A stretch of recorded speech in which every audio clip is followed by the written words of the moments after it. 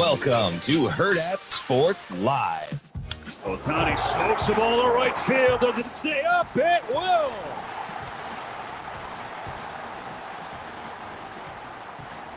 Second two-run blast for the Dodgers today.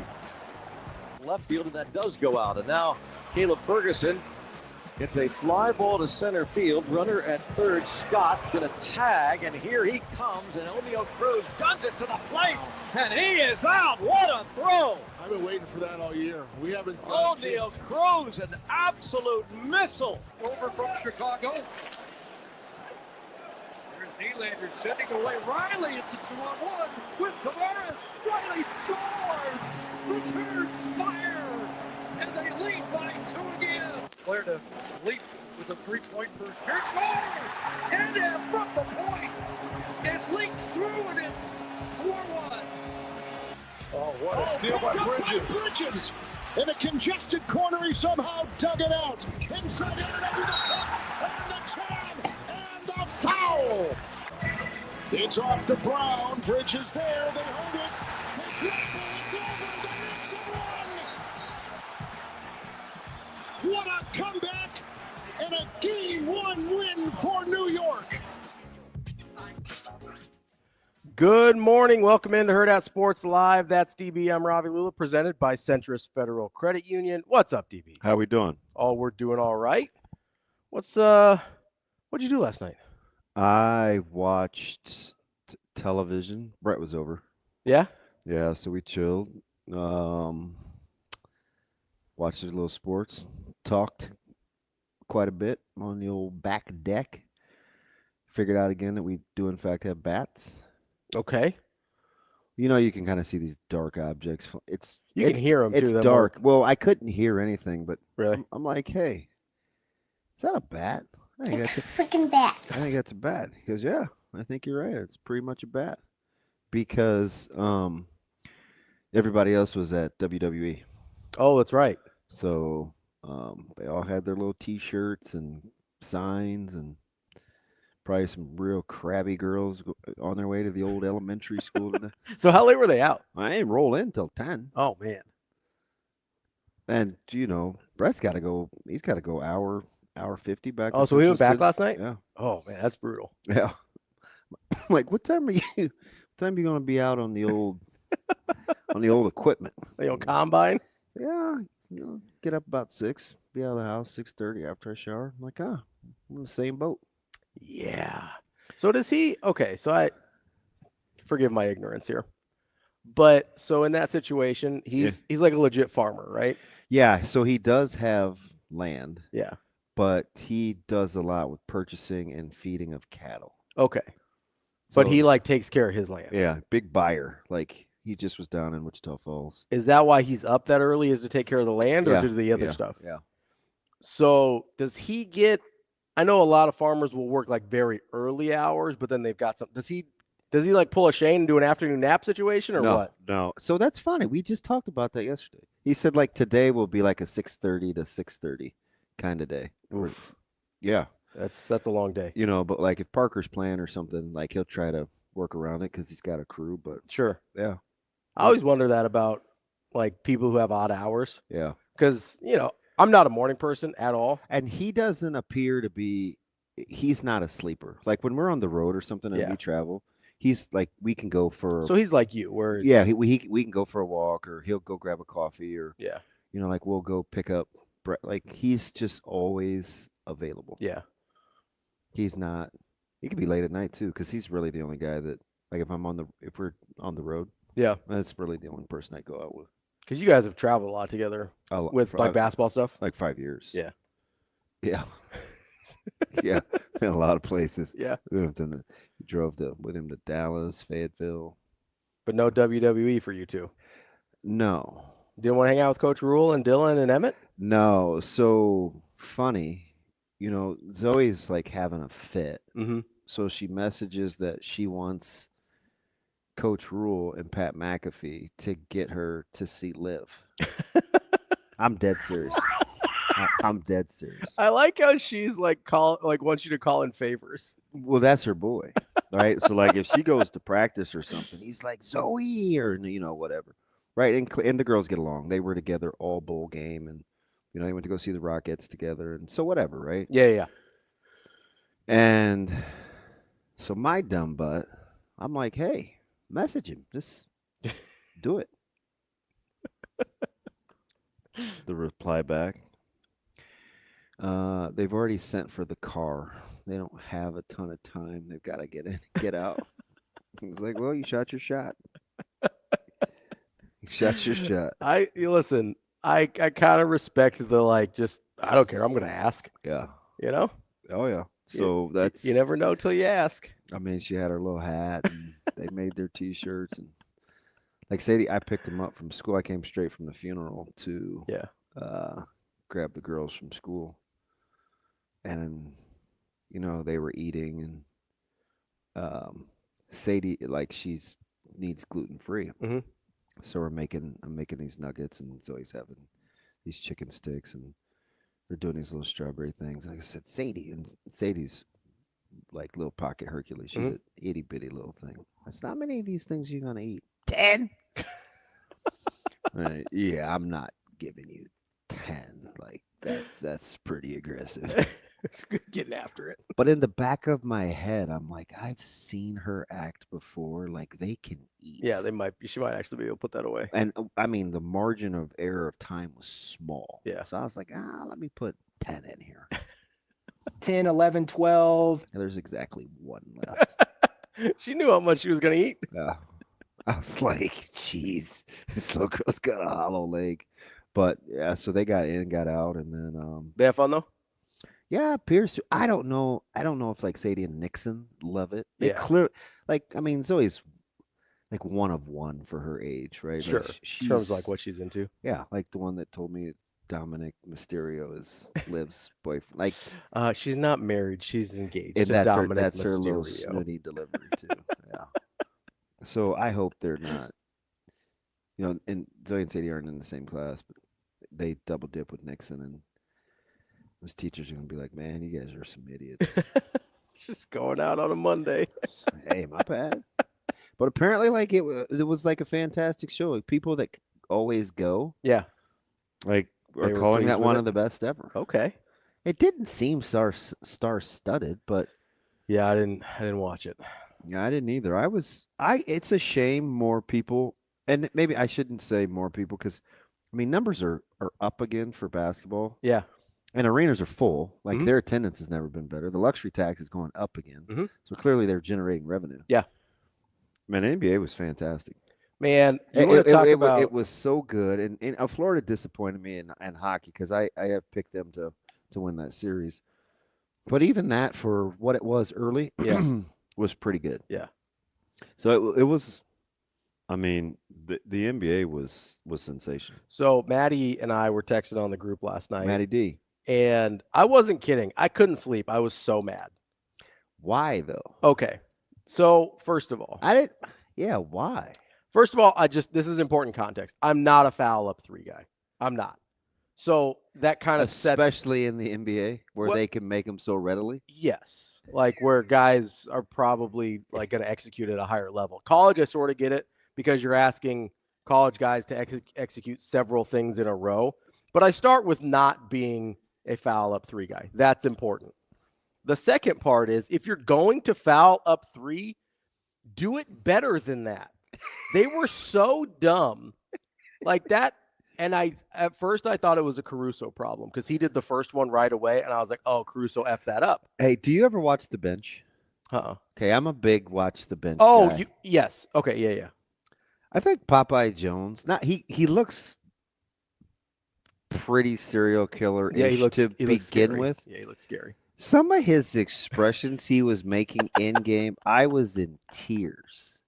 I'm like, I think he's going to kill somebody. Yeah. He was clearly frustrated. So the first time OKC's up 3, they foul with like 12 seconds left immediately as soon as it's inbound. I go, okay, that felt like Caruso messed that up. You want some time to run off. That's the point of fouling. Yeah. Up 3, right?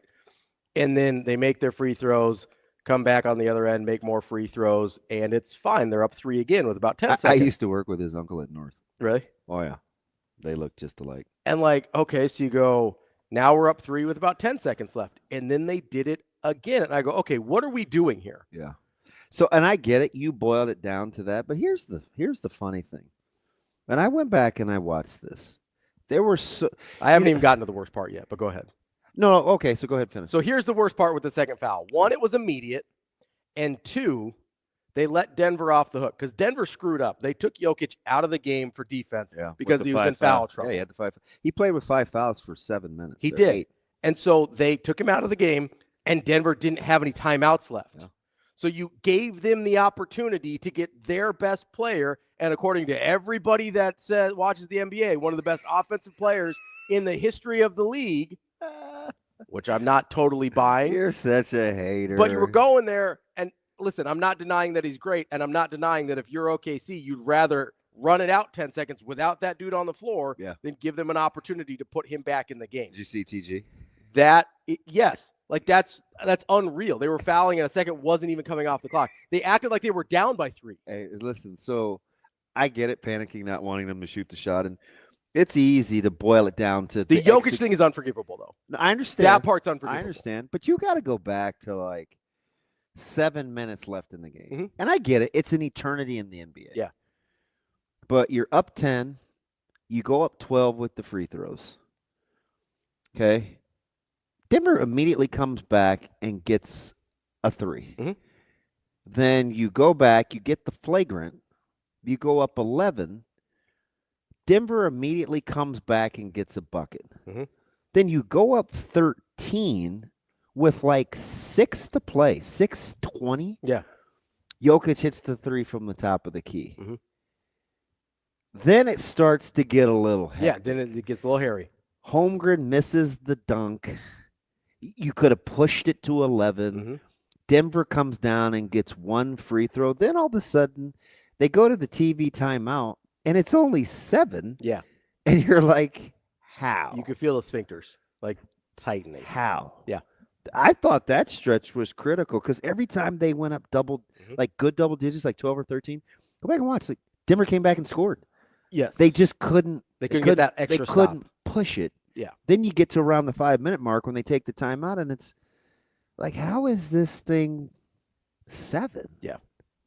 It was literally just 13. Yeah. But it wasn't like some crazy run. It was, I'm scoring 1 more possession than you are. Mm-hmm. And they did it like 3 times in a row. Next thing you know, it was in single digits. I thought that was key. And Jokic had 5 fouls the whole time.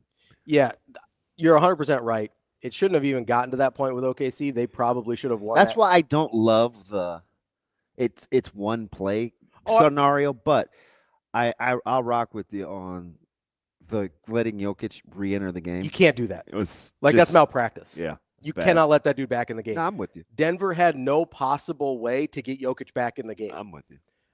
And so you're right. I agree. Like, 2 things can be true at once. OKC probably should have won that game by 3 possessions.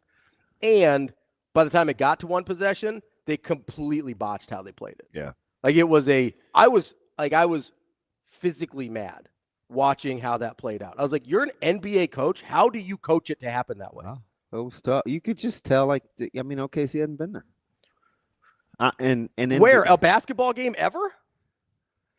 Yeah, I'm not going to be as critical because I couldn't believe it. I could not believe it. You know, I just you had some guys that had some opportunities to make plays, and for sure. You know, my man homie, Chet misses the free throws. I think there is a thing with pedigree, and I'm not. Oh, I agree. I mean, Chet misses the free throw. They get the quick outlet to Super Russ. Mm-hmm. Russ swings it to AG, and he knocks down a 3. You're like, oh, they're not winning. Yeah. No, like, OKC's not winning. Here's the thing. And all of a sudden, what do we always the last handful of years, like Aaron Gordon's just out there just knocking down big shots. My man, the human highlight jumper has become a catch and shoot dude. Yeah, like he's turned into a real basketball player. Yeah. Which is wild. But he's mean too. I like him. I'd play with him. What's the thing that we always talk about with coaching any sport? Control the things you can control. Yeah. Right? Denegault had that thing in his grasp and was like, here you go. Yeah. That's what makes me mad about the coaching decisions late. Like Chet Holmgren, yes, you should be able to make those free throws in that situation. But I also know he's a young guy. He's only a 75% free throw shooter, which I get is good for a big guy, but in general is not surefire, right? Wow, you letting old Chetty No, he's got to make at least one of those, but it wouldn't have mattered because they hit the three anyway, right? Yeah. But Chet has to make those free throws. But I understand a make-miss game to a certain degree. You gave them more opportunities by your decision making. That's the part that kills me. I'm surprised you went with OKC and not the Celtics. Well, that's a whole other story. That backcourt's going to give the Celtics problems. Yeah, it really is. They just that. If you want to talk about more coaching malpractice, I mean, let's talk about allowing your team to miss 53s over the course of a game. Yeah, I went into yesterday talking about in-game adjustments for Boston. I was a little premature. They did not make any in-game adjustments. Premature stipulation. I do this with Creighton all the time. Like, this is a consistent thing for me. What have I said when they go 9 for 40 against Nebraska? Yeah, you're like, hey, do something to stop shooting. Like, hey, try something else. This obviously is not working today. Like, try anything else. You remember that giant 7-foot guy that's in all the National Player of the Year award runnings? Why don't we try that one for a minute? Why don't we give that one a go? Yeah, I get it. And this is as someone who was a very early adopter of volume 3-point shooting as a team. Yeah. Because the math makes sense, right? But at a certain point, when you're what did that be, a 15 for 60? Yeah. Maybe which you may never see again. At some point, are you like, hey, maybe we try something else? Which you may never see again. That series is going 7, clearly. I thought that to begin with. I said Boston and 7. But as I'm kind of looking at this deal, like that's I don't know. And there's so many interesting I was stuck on the whole conversation that of the poll with Matrix Analytical guys. Oh, yeah. Well, and Adam messaged us this morning. Yeah, I was reading through it. Mm-hmm. I am the more sports even yesterday. Yeah. I was like, yep, that's an example of mental makeup. Yep, that's an example of mental makeup. Mm-hmm. Yep, that's an example of mental makeup. And I get it. Like if you were like Severe, or he were to call in and he'd say, do you know how you perform better mentally? Be a better player. I'll say if you're better. Right? If you're just better. You know, I would always talk about Nebraska. I'd say, it's not a talent thing, and stupid untimely penalties and the false starts. He's like, yeah, you know what would cure that? Being a better player and playing with more confidence. And so I would briefly, real fleeting, kind of like my feelings for you, would entertain that scenario. And I'm like, no, give me the mental makeup. I'm looking at parsing through these guys in the secondary for Nebraska. I'm like, mental makeup. They're kind of, I could see it. That's why they're kind of it. Yeah, give me mental makeup, man. I just, so, and it's not even for me in all things being equal. No, you want it over other stuff. I get that. My issue is not that I don't find it important, because obviously I do. Right? Mine is because if I get to learn all three, but I get to pick which one I learn first, I am picking mental makeup. Yeah. But if I only get one, I hear you. I like the way you I just think I can glean enough about mental makeup from tape. If I get full game tape, you totally work that like a street person. What do you mean? The restructuring of the question. Well, yeah. Yeah, I mean, it was... because there was too much of a consensus on the original question. You worked it nicely. Like, if we're both just sitting here, it's like, I get all three eventually, but I need to know which one I get first. I still don't... I think I talked you into... Like, I think if you had to get the little blue stuff that they use in the movies that makes you tell the truth, I still don't think you'd take mental makeup. I think you just like the way I presented it. Because you were kind of... You gave me... Well, okay. And I'm like, no, this dude he's a talent guy. I'm not real. So I am and I'm not, right? See, like, look what I just did. You confused, young Ravi. Was that Kermit or Yoda? What's happening there? I think Kermit would be, it's not easy being green. It's actually not a bad Kermit. It's different. They're a little different. Just a smidge. You gotta listen with a very delicate ear. I think they both have a Frank Oz element there. No shortage of ability to just go in the old caricature. No, so if you guarantee me, Faja. it's a different guy. That's still a funny line. If you guarantee me Big parody guy. a certain base level of talent, then I'm absolutely taking mental makeup. Yeah. But at some point, Did I know that there's some things that mental makeup can't overcome. Did you like how Russell, the love muscle, literally tried? There was a flurry of almost turnovers that did not. Westbrook? Yes. Yeah. I'm like, this is what we were talking about. This is why I don't like this guy. This is why I've never been. He's on the edge of doing something really, really stupid. Just constantly. So it's funny that you put it that way, because it's not just basketball players. That's how I feel about people. If I feel like they're always constantly on the edge of doing something stupid, I'm probably just not going to want to be around them. Yeah. Or whether it's stupid or irrational or whatever the adjective is after they're always on the edge of about to do something blank. Yeah. I'm just probably not interested. Can do something different. I like a little bit more consistency out of the people I spend time with, either while I'm watching basketball or as human beings. And Rush just does not fit that either way, because he always seems like he's about to do something stupid on the basketball court, and he's got that crazy look in his eyes like he might kill somebody. I just watch him talk to officials, and I'm like, they have to be so over it that they just are like, oh, that's Russ. Yeah. Because there are times where I just literally want to choke him. I'm like, stop talking to them like that. They're clearly not paying you. They are not on your side. Bud. My man is like, yeah. I'm like, Russ, you look certifiable. It has to be like he just can't help himself. I don't right? know. He's the one. You know what I hate worse than that though, because that seems like a guy who's just so emotional he really can't help himself.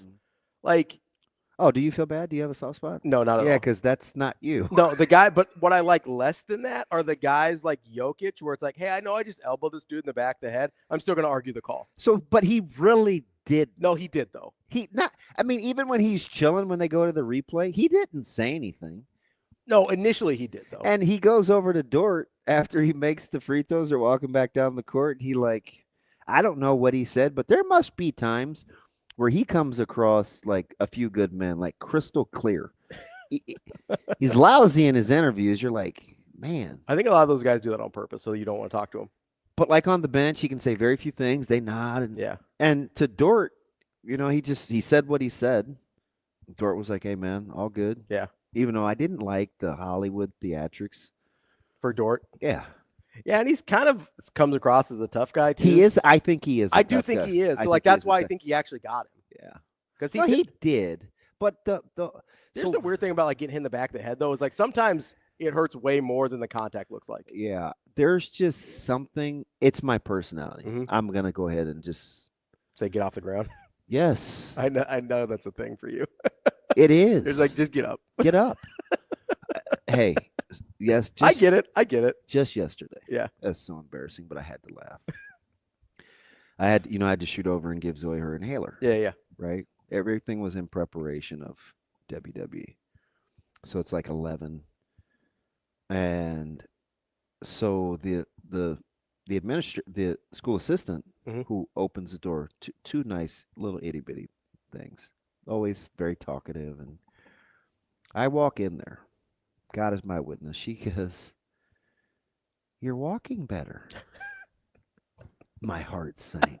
Like, listen. Did she see you fall? My stomach goes like straight to my bunda hole, right? I'm like, don't do it. Kind of like OKC in the second half of that fourth quarter. Yeah, I go, did you see that? And she goes, oh, yeah. That's the worst. I watched the whole thing. That's the worst. So then I'm just like, and I just got to go ahead and admit it, right? I'm like, yeah, I was so embarrassed and I was soaked. And she goes, I'm like, is he going to be okay? I didn't know if your head hit the cement and you just popped right up off the ground. And I saw you hobbling up the stairs. And I go, oh my God, she did see this. That's exactly the whole thing. That's exactly what happened. Because that's the first thing you told me the next day was like, man, I'm surprised I didn't snap my head against the concrete. Yeah. It's dead serious. And I'm telling you, like, I hurt like a son of a gun. Yeah. And she goes, were you okay? And I go, I didn't even make it down the hallway. I sat right on that little cushion outside this door. And I like signaled for her to come down. And she goes, Yeah, seemed kind of lucky. I was like, wow. Burn the footage. Burn the footage. So, Oh, you're walking much better. I was like, fudge. yeah, that's rough. Dude, I'm telling you, your boy biffed it. That's rough. I feel like your moment sitting on that cushion is the moment I have every morning where I kind of have like an existential crisis where I'm like, how did I get here? Listen, How did I get to this point she in my never life? seemed so far away from me and so close at the same time. I'm like, I cannot make it down that hallway. Come on down, girl. And the instructor was like, she looks down the hallway and I'm like, I ain't gonna make it. It was so bad. I had to give that runt a head start to the truck. I'm like, hey, you go. Go on. I'll catch up. I'm going to click it open. I said, Dad, you'll be there. Which door, Daddy? Get in. Just pick one. I'm telling you, man, my breath was short. I was so hurt. I was like, damn it. Dude, that's the worst. When it like hurts so bad, you like can't breathe in all the way. Oh. Yeah, I'm not going back there. Shane, big Nylander guy. Who are you cheering for, Panthers or Leafs? Not Florida. So it's the other option there? So it's the other option. Just everything's difficult.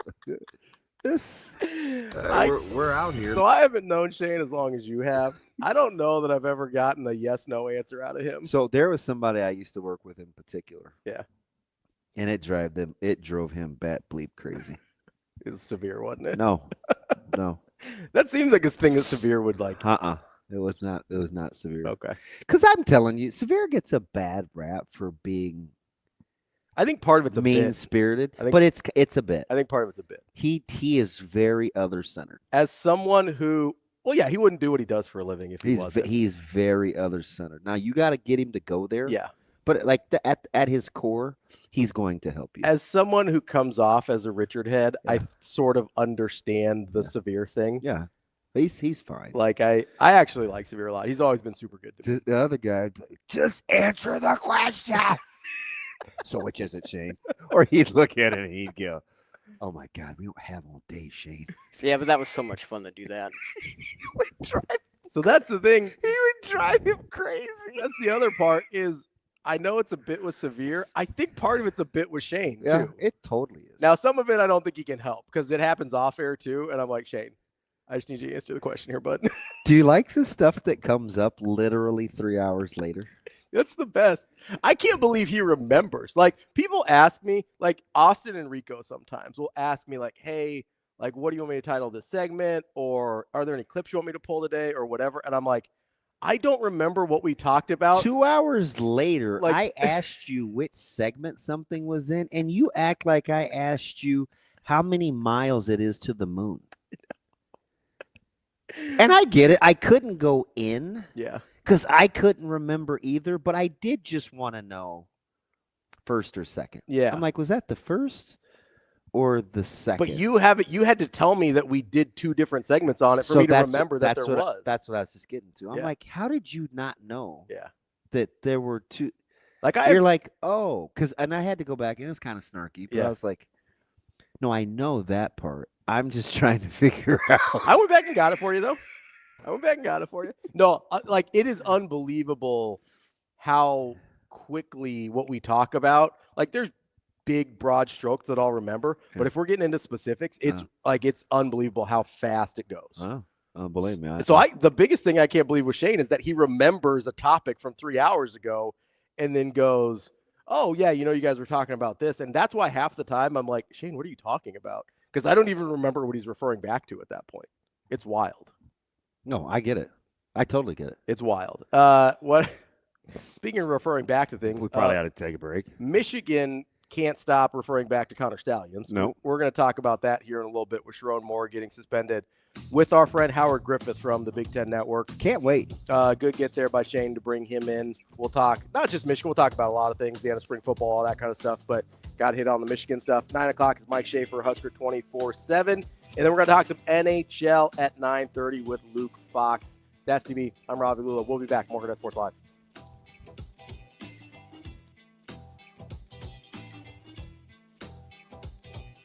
I never think about a number. I just know she hits the ball hard and she goes hard. So I've said this all along, nothing surprises me. She doesn't swing and miss a lot. I think the thing that she did early in the season is she swung out of the zone a little bit more than she does now, so it's harder to square something up.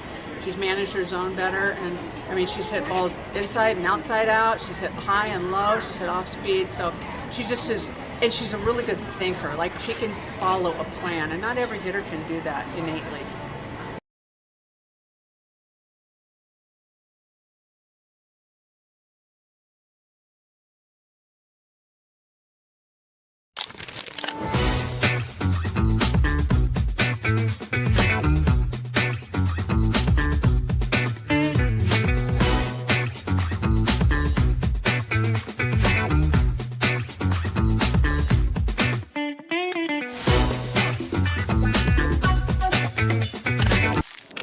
Aspirations can drive us. Sometimes a simple gesture is what fuels the pursuit of a dream. When it's time to make your dream a reality, we are here to help.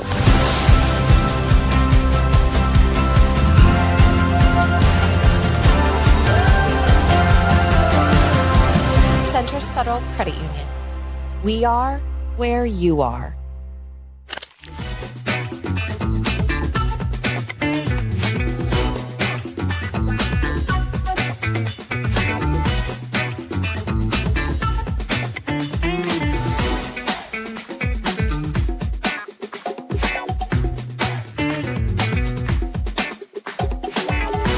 Absolutely incredible, and it was everything that I dreamed about when I was a little girl growing up in this state coming to these games. So to see it actually happening, like, it's hard to wrap your mind around, but it's happening, and it's so exciting, and it's making dreams come true.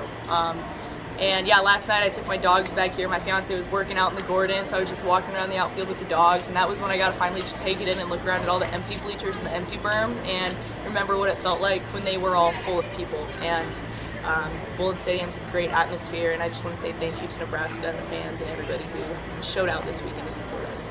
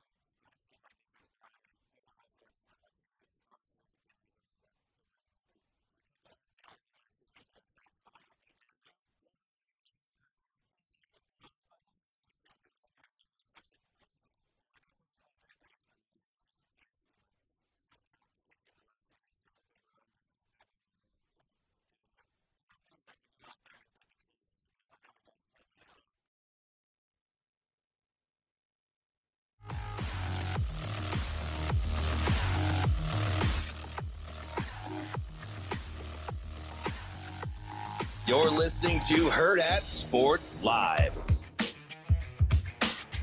We're back here on Hurrdat Sports Live. That's DB. I'm Ravi Lulla here at Hurrdat Sports Bar and Grill, where one of the specials for the month is a breezy blackberry lemonade. Breezy. I know you're not a big, mixed drink guy. I will say in the summertime, I will take a little flavored lemonade. A little breezy a little little breezy. Yeah. All right. We're just going to start calling Mike that, a little breezy. Well, it's just breeze. We're not going with the breezy. We're going to call him a little breezy. Just He might fight me. It was So I told you the story, right? It used to just be Micah Deasy because it's Micah Daniel. Okay. And then from Deasy it went to Breeze. It went from Easy Breezy, Micah Deasy. Then it just went to Micah Deasy. Yeah. Then I went back to Breeze. So everybody just calls him Breeze. So I feel like that's how, like you name your dog something and then you just start calling them random stuff. I feel like that's how that always... is this Easy Breezy Micah Deasy? And then eventually just got to Breeze. So that's how you know what Jacob has me in his phone as, right? Jacob Young patted. Yeah, I believe I'm still in there as Big Shot Bob. Which, by the way, why? So that's what I was. So when I was in college, when I got there, everybody thought Ravi was Robbie, and then went from Robbie to Robert to Roberto to Bob, and so everybody in college just called me Bob. And I either told Jacob that story or he was around one of the guys that just called me Bob. And then I was, in my mind at least, a legendary practice player. I was just a guy that liked to shoot a lot, so he would just always call me Big Shot Bob. So two things. Number one, do you know how he got the nick? Do you know how I dubbed him Liquid? I'm going to say I always assumed it was something to do with Shano, Drano, Liquid Drano. Correct. Yeah. Here to unclog your mornings. That's how he got the name Liquid. Yeah. I'm dead dog serious. Unclog your. That's funny. Yeah. I'm like that dude can get your mornings right. How do we get to DB? I don't know. I'm just kidding. I did initials. And yeah, stuff. I get it, but that was never a me thing. Really? Yeah. What did you go by? Because I know you don't like going by first name, last name. Was it just always Damon? It's been DB for a long time. Yeah. Is that what they called you in college? What did they call you in college? Crazy. I was saying, did they call you anything we can repeat on the? Well, we're on the internet now. We can say anything. Did they call you anything that you will actually repeat on the air? Buster. Buster stuck for a while. Yeah. I got that from Rashawn. Where does Buster come from? I don't know. Okay. And then mostly just DB. Yeah. Like Abdul, Troy, like those guys were just DB guys. Yeah. So I took it. Is what it is. Yeah. Oh, dirty bastard. Old DB. But so the thing about Ori, did you hear him on the podcast? He was on a podcast the other day. I don't think so. And he was really upset with JJ Redick. Oh, for the job he was doing coaching? Yeah, and then calling guys out for being in championship shape. Oh, yeah, no, I didn't hear that. And how you can't call guys out like that for two reasons. Number one, you don't even know what that is because you haven't got there. You haven't got there. Yeah. And the other thing is he was not very happy with his track record in big performances.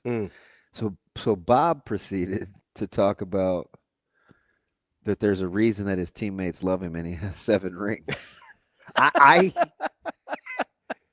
It's incredible. Like Bob had a moment talking about Bob. I was actually a big Robert Horry guy. Yeah. I got sort of, this is weird. When he was young, he sort of looked like Will Smith. Yeah. And I really liked Will Smith. I actually could see that. I know you get a little loose with your comparisons. Like Denzel does not look like Samuel Jackson. But I never said. Well, you said Michael Jackson looked like Sammy Sosa. I said that was a Bikram yoga stretch. I said they have a similar skin condition. No, we did not. I brought up vitiligo. You did not. What else did you think I was referring to? That's not it. It's certainly not their facial structure. No, I think it had more to do with the curl and being light-skinned and being confused. Sammy didn't used to be light-skinned. Can't you just see Michael, R.I.P., swinging a bat? Save it. He probably... Save it. Nobody can do that. He probably weighed about as much as Sammy Sosa's bat. That dude was a stick. Nope. In that Rockets run with Ori, I'm a kid. I really liked Fresh Prince of Bel-Air, and Will Smith and Robert Horry kind of looked alike, and so I became a Robert Horry fan. But then I just liked how he played. I liked how he was like this role player that could kind of just rise up in these huge moments and have these giant games. I think he had like 7 threes and a half in the 95. finals for the Rockets. And I liked those Rockets teams because my uncle was from Houston, so he'd like get me gear and stuff. It was cool. Yeah, So I've always been a Robert Ory guy. When we used to play NBA Live, we'd be in training camp in Carolina and stuff, and Mike Menor was my roommate, and I always used the Rockets. Yeah. Big Sedell 3 guy. I was a big, well, I said this the other day. I'm a big Olajuwon guy. I weirdly, do you know I never really, for a Carolina guy, I've never really loved Kenny Smith. Yeah, I think he's just fine. Like he was just whatever.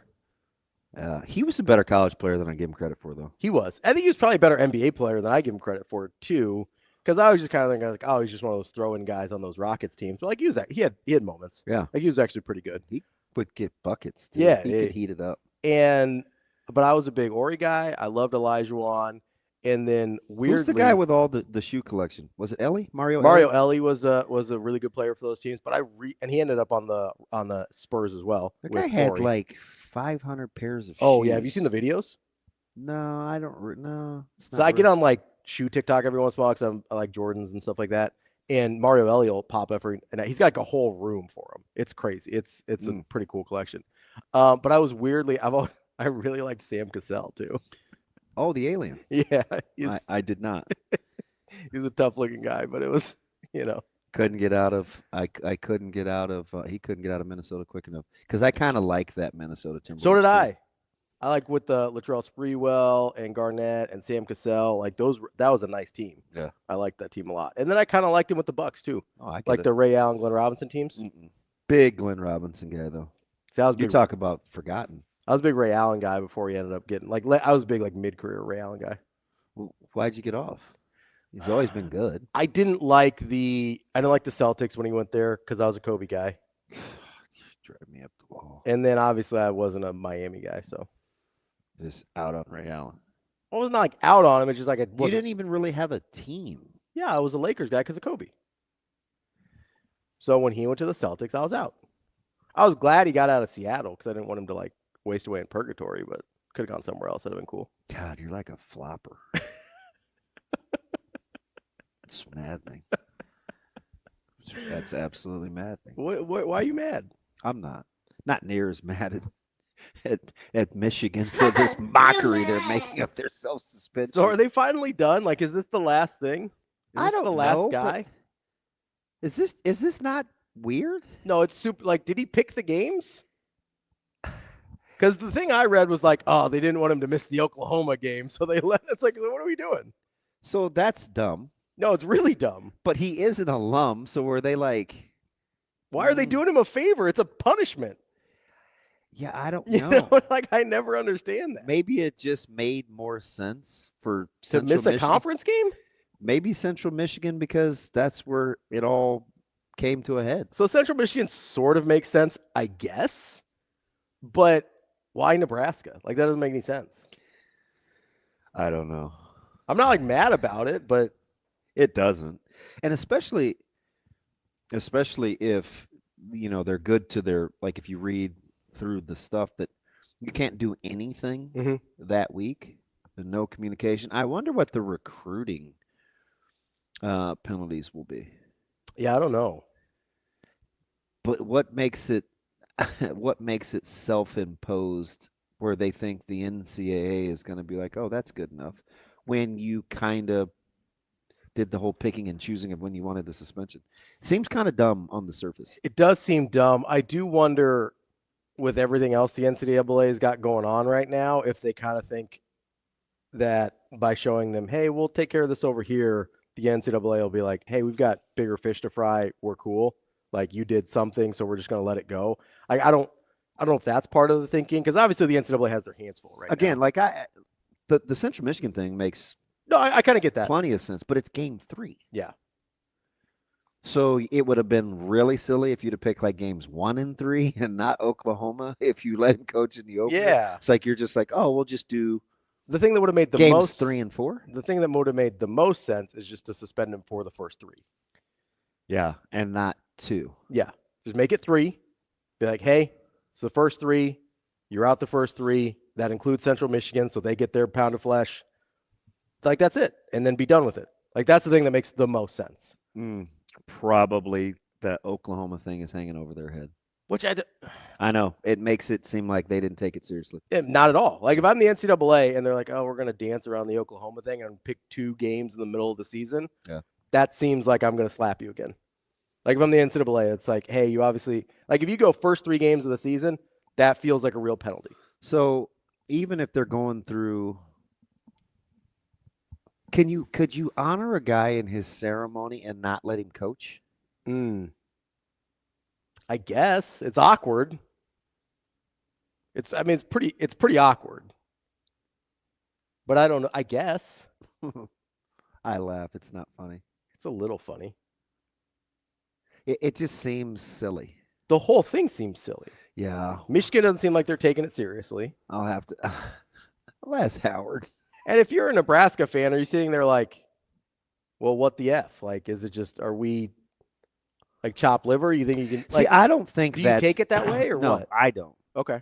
I don't think, I think they know coming to Lincoln, even though it's not like Lincoln has necessarily been the house of horrors, but you do get the sense, they could be capable. Yeah, I don't, especially with a pup at quarterback early. Is that one, is it, so you could take it the other way. I don't think I would, if I'm Nebraska, I don't take it like that. And I don't think the staff would take it like that. You could take it the other way where you say, hey, if we're Michigan, we have to give the NCAA something. Nebraska's a marquee enough opponent to show we're taking it seriously. Could be. Like, you could flip it the other way on that. Yeah, but the Central Michigan thing definitely makes sense. No, I get that, yeah. And it feels appropriate. But if the thing it feels the most appropriate is first 3 of the season. You miss Oklahoma, that's a marquee game. That kind of replaces the Nebraska on the back end. You miss Central Michigan because they're sort of where this whole thing started. And then it's a 3-game suspension, which is, I mean, it's 25% of your season. You're obviously taking it seriously at that point. Yeah, I'm telling you, it's like handpicking 2 games feels weird. I think it's the Oklahoma connect, though. I agree. And it's screwed it up. But that's stupid. Like, if you're punishing a guy. No, I understand. You know what I mean? You're like, he gets to have his cake and eat it too. Yeah, it's like, okay, slap my hand, but not till I'm ready. You know, and like not too hard. Is that the voice? Don't use a ruler on it. Like just a little slap. Is that the voice? You know, yeah, it is. I feel like that's the Sharon Moore voice where it's like, oh, don't hit me too hard, Michigan. You probably haven't seen any bits and pieces of 1923, have you? I've seen someone on TikTok, like the show, the Yellowstone show. The slapping on the hands with the ruler thing got me kind of like. There's a nun that took that a little too far. You gotta watch out for those old school nuns with the ruler, man. Though. Oh, she paid the price. She paid a price. They'll wrap those knuckles. Young lady's out now on the run. Anywho, I kind of want to understand it. I don't. It's not like I'm thinking to myself, "Ooh, Michigan is taking this seriously." I'm just trying to figure out, like, what happened last year. You knew the same. You had the same information last year, and you had what was probably going to be a worse team. Yeah. Why didn't you just do it then? Because you knew about the messages. Maybe, yeah. I don't know if they wanted to not start Sharon Moore off on that foot, but you knew he was on staff. Like, you knew this was probably coming at some point. Yeah. I don't know. The whole thing has never made a ton of sense to me in terms of how it was handled. It always seemed like Michigan was just waiting until the last possible moment before the NCAA was going to come down on them, and then they would sort of like back off it a little bit to try and like appease them a little. I don't know.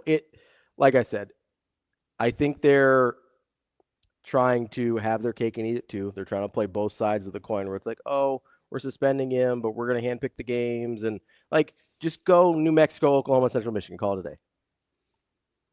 I don't have any problems with that. It's because it makes sense. Yeah. Whereas when they're just like, we're going to pick, like, in what world do you just pick 2 games in the middle of the season? 3 and 4? Yeah. Like, has that ever happened on something that was predetermined and not something that came up in the course of things? Yeah. No. I get it. Todd says they probably have heard something and decided, we better. Like, what would they know now that they didn't know then? I don't know. And I can't imagine that the NCAA is working on anything. They've been through this thing for how many? This is 2 years now, right? Yes, because it came out during the middle of the championship season for Michigan, so 2023. I don't know what they would have learned new. Especially because I think the NCAA kind of has their hands full trying to make sure Judge Claudia doesn't kill their whole thing. Like, I don't know that the NCAA is working on anything else right now. And if they are, they shouldn't be. Yeah, where are we with that window? We're a week left as of yesterday, I think. Yeah. So 6 days? They're 6 days in before they have because they got 14 on the on continuance. So yeah, we've got 6 days left to. You think they're going to call her bluff? No, they tried last time, and she's like, "I will kill this whole thing," because there's no bluff left to call. If they don't come to her with a grandfathering solution that she's happy with, it's over. And then the lawsuits that this settlement has kept at bay will flood the NCAA, and it will be dead. Like the NCAA, this is a point at which the NCAA either lives or dies. They have to find a grandfathering solution that appeases the judge. And Tony said maybe it's a conference game to appease the Big Ten. Yeah, but no. Maybe. I wonder if they opened with a conference game. That's the only way we would know. If it's about it being a conference game. Yeah. I mean, TK, Michigan's self-imposed punishment might be a stall tactic to force the NCAA into more hearings to push the punishment to 26. What good does that do you? What don't they know? Yeah, we're 2 years in. I don't know. And what benefit does pushing it to 26? That's what I'm trying to think of it from that angle. I don't know. Like, if anything, you kind of have I think you sort of have a built-in excuse with a true freshman quarterback where it's like, hey, we're getting better. We're on the way. But if early on you're just like, hey, a true freshman quarterback, he's getting his lumps anyway. Like, I don't know. Yeah. Next year, I'd imagine the expectations will be higher, and you don't want to submarine that with another round of suspensions next year. I would think, hey, just get it over with finally. Which is why I don't understand why they didn't do this last year, to be honest, when they knew the team was going to be down. Like, I don't know. I don't get it. The conference game thing makes the most sense so far of what we've heard. The Big Ten wanted a conference game. Which I would probably ride with. Still just the one, but it is a conference game. It's a conference game, and they get Central Michigan, their pound of flesh. Like, that makes the most sense to me in that scenario. Well, I'll let you ask Howard the question. We can ask him the question. I do think, I don't know. We'll talk to Howard about a bunch of stuff. The Michigan thing is a mess, though. Like, this has been going on for so long at this point. Yeah, but we've seen this before. This kind of how the NCAA operates, right? Yeah, how long did Kansas take? Years. Yeah. I mean, I go back to the Nevin Shapiro thing at Miami, which took years and then nothing really happened. Like, you have this huge explosive thing that comes out, and then it's like, slap the hand, and that's it. Kansas took so long, I forgot the big guy's name. I mean, he was gone from college well before it was. Shoot. And who am I missing? Yeah, exactly, Bo. Who am I missing? Well, and then the Sean Miller thing in Arizona took so long that it kind of just went away. No, I think I think folks in Tucson did not let that go away because he stopped kind of winning at that level too. No, but it went away with the NCAA. Yeah. Like, he never got in trouble for the DeAndre Ayton thing. He didn't get in trouble with the FBI. He didn't get in trouble with the NCAA. That's Jacob's guy. He didn't get in trouble until he stopped winning, and then they're like, all right, you got to go. I think I'll ride with the conference game to have it. That makes sense. That makes some amount of sense. Stymie the curiosity. I maybe feel like I'm giving them too much credit there, but it makes some sense. Because, I mean, Ken's question, like, to what would be the end game for stalling, he's like, that's what I don't. If they're pushing the punishment out, how bad will it be? How bad do we think it could be? Yeah. And I don't think it's going to be that bad. See, me neither. Like, I think. Like, unless they're sitting on something that we clearly are missing. Yeah, unless there's some piece of information that none of us have, that is incredibly more inflammatory than anything else. Because I don't see how it would be connected to the settlement hearing at all, except for the NCAA is waiting. Yeah, that's the only connection. The only thing I have, they're not. NCAA is distracted with other stuff right now. Yeah, that's the only thing it could be. Yeah, Howard Griffith from Big Ten Network coming up next. I never think.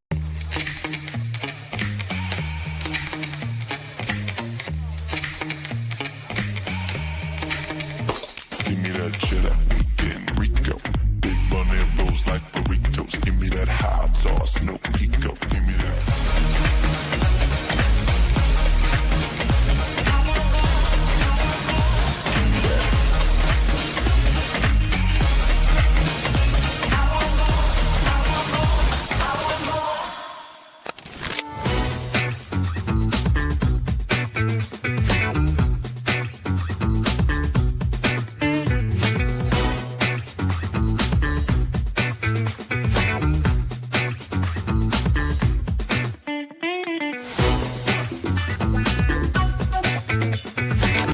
We challenged our players to get a little more, to be better at blocking. So we had a practice where we were literally only worked on blocking for about an hour. And that showed today, and we're going to have to continue to do that. I didn't think our blocking was great against Kansas. So I thought it was great to see us actually get some stuffs. So that was big for, I think, our confidence. What's impressed you about just your junior or senior class, their consistency and leadership this spring? Not necessarily one thing in particular, just how they carry themselves from on the court to off the court to in the community. They're two pretty impressive groups of young women, and the way they handle their roles, all of them have very different roles. So it's pretty cool to watch them interact, and just they're kind of the total package.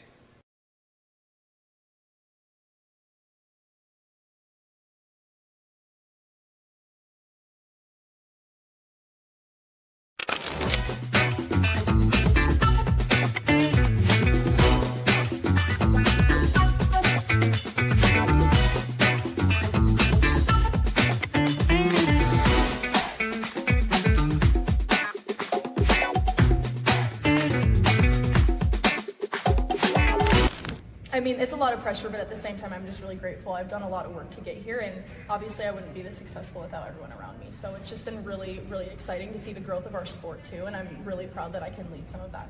You've talked how you want to be a leader on this program. What are the next steps over the summer for you to kind of fill that role?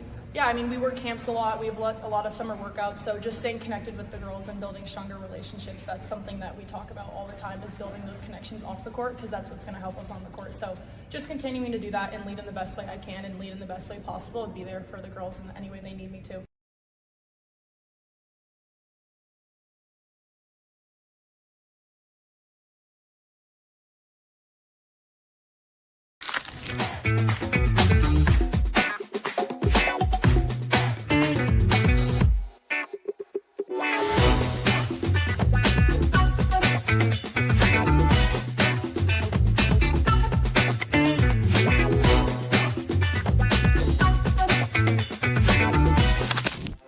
Aspirations can drive us. Sometimes a simple gesture is what fuels the pursuit of a dream. When it's time to make your dream a reality, we are here to help.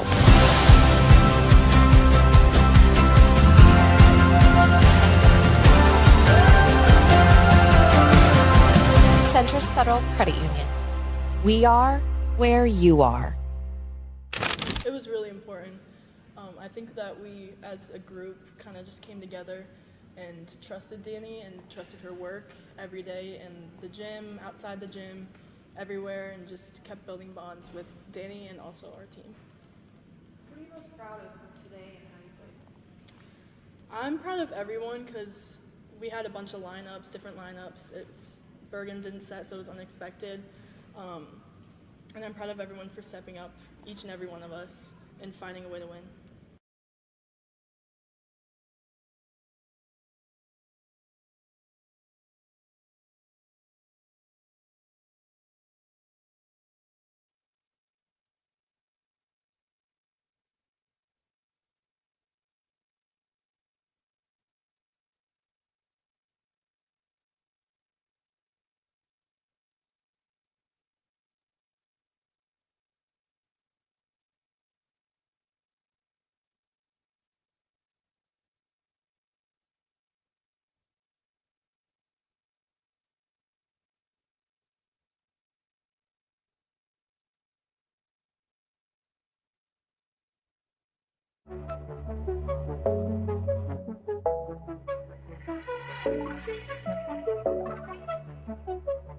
Welcome to Hurrdat Sports Live.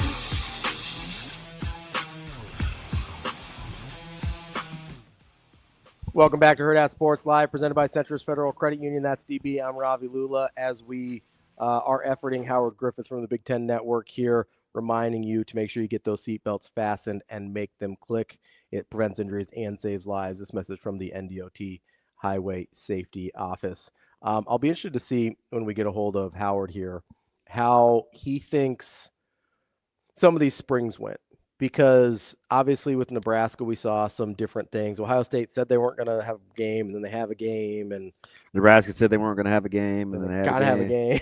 And then you just get, it's a sort of a different level of information that we have, and not in a more way with spring practices and spring football. So I'll be interested to see how Howard's kind of gone through and evaluating how he feels with these teams after spring, because I feel like I know less, which I don't love.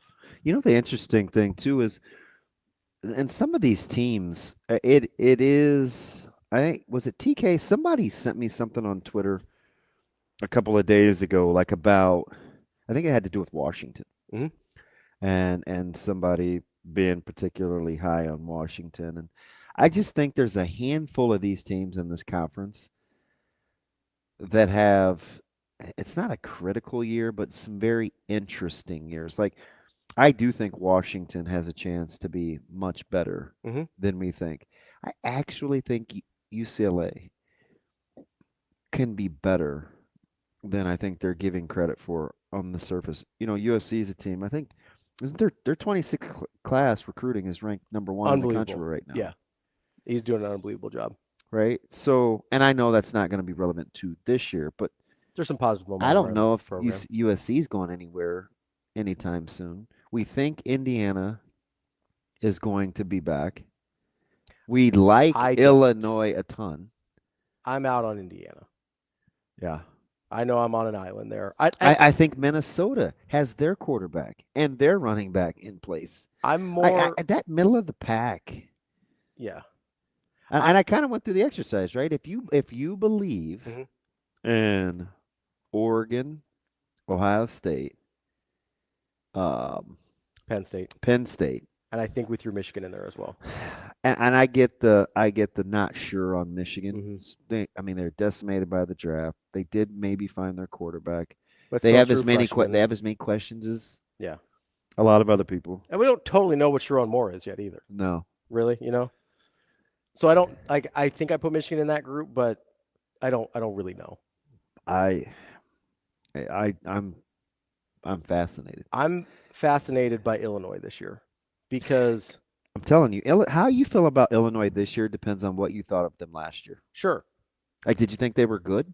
I did, yeah. Well, then you should think they're going to be good this year. Here's the funny thing about Illinois, though, is we talked about this before with that they're almost never good 2 years in a row.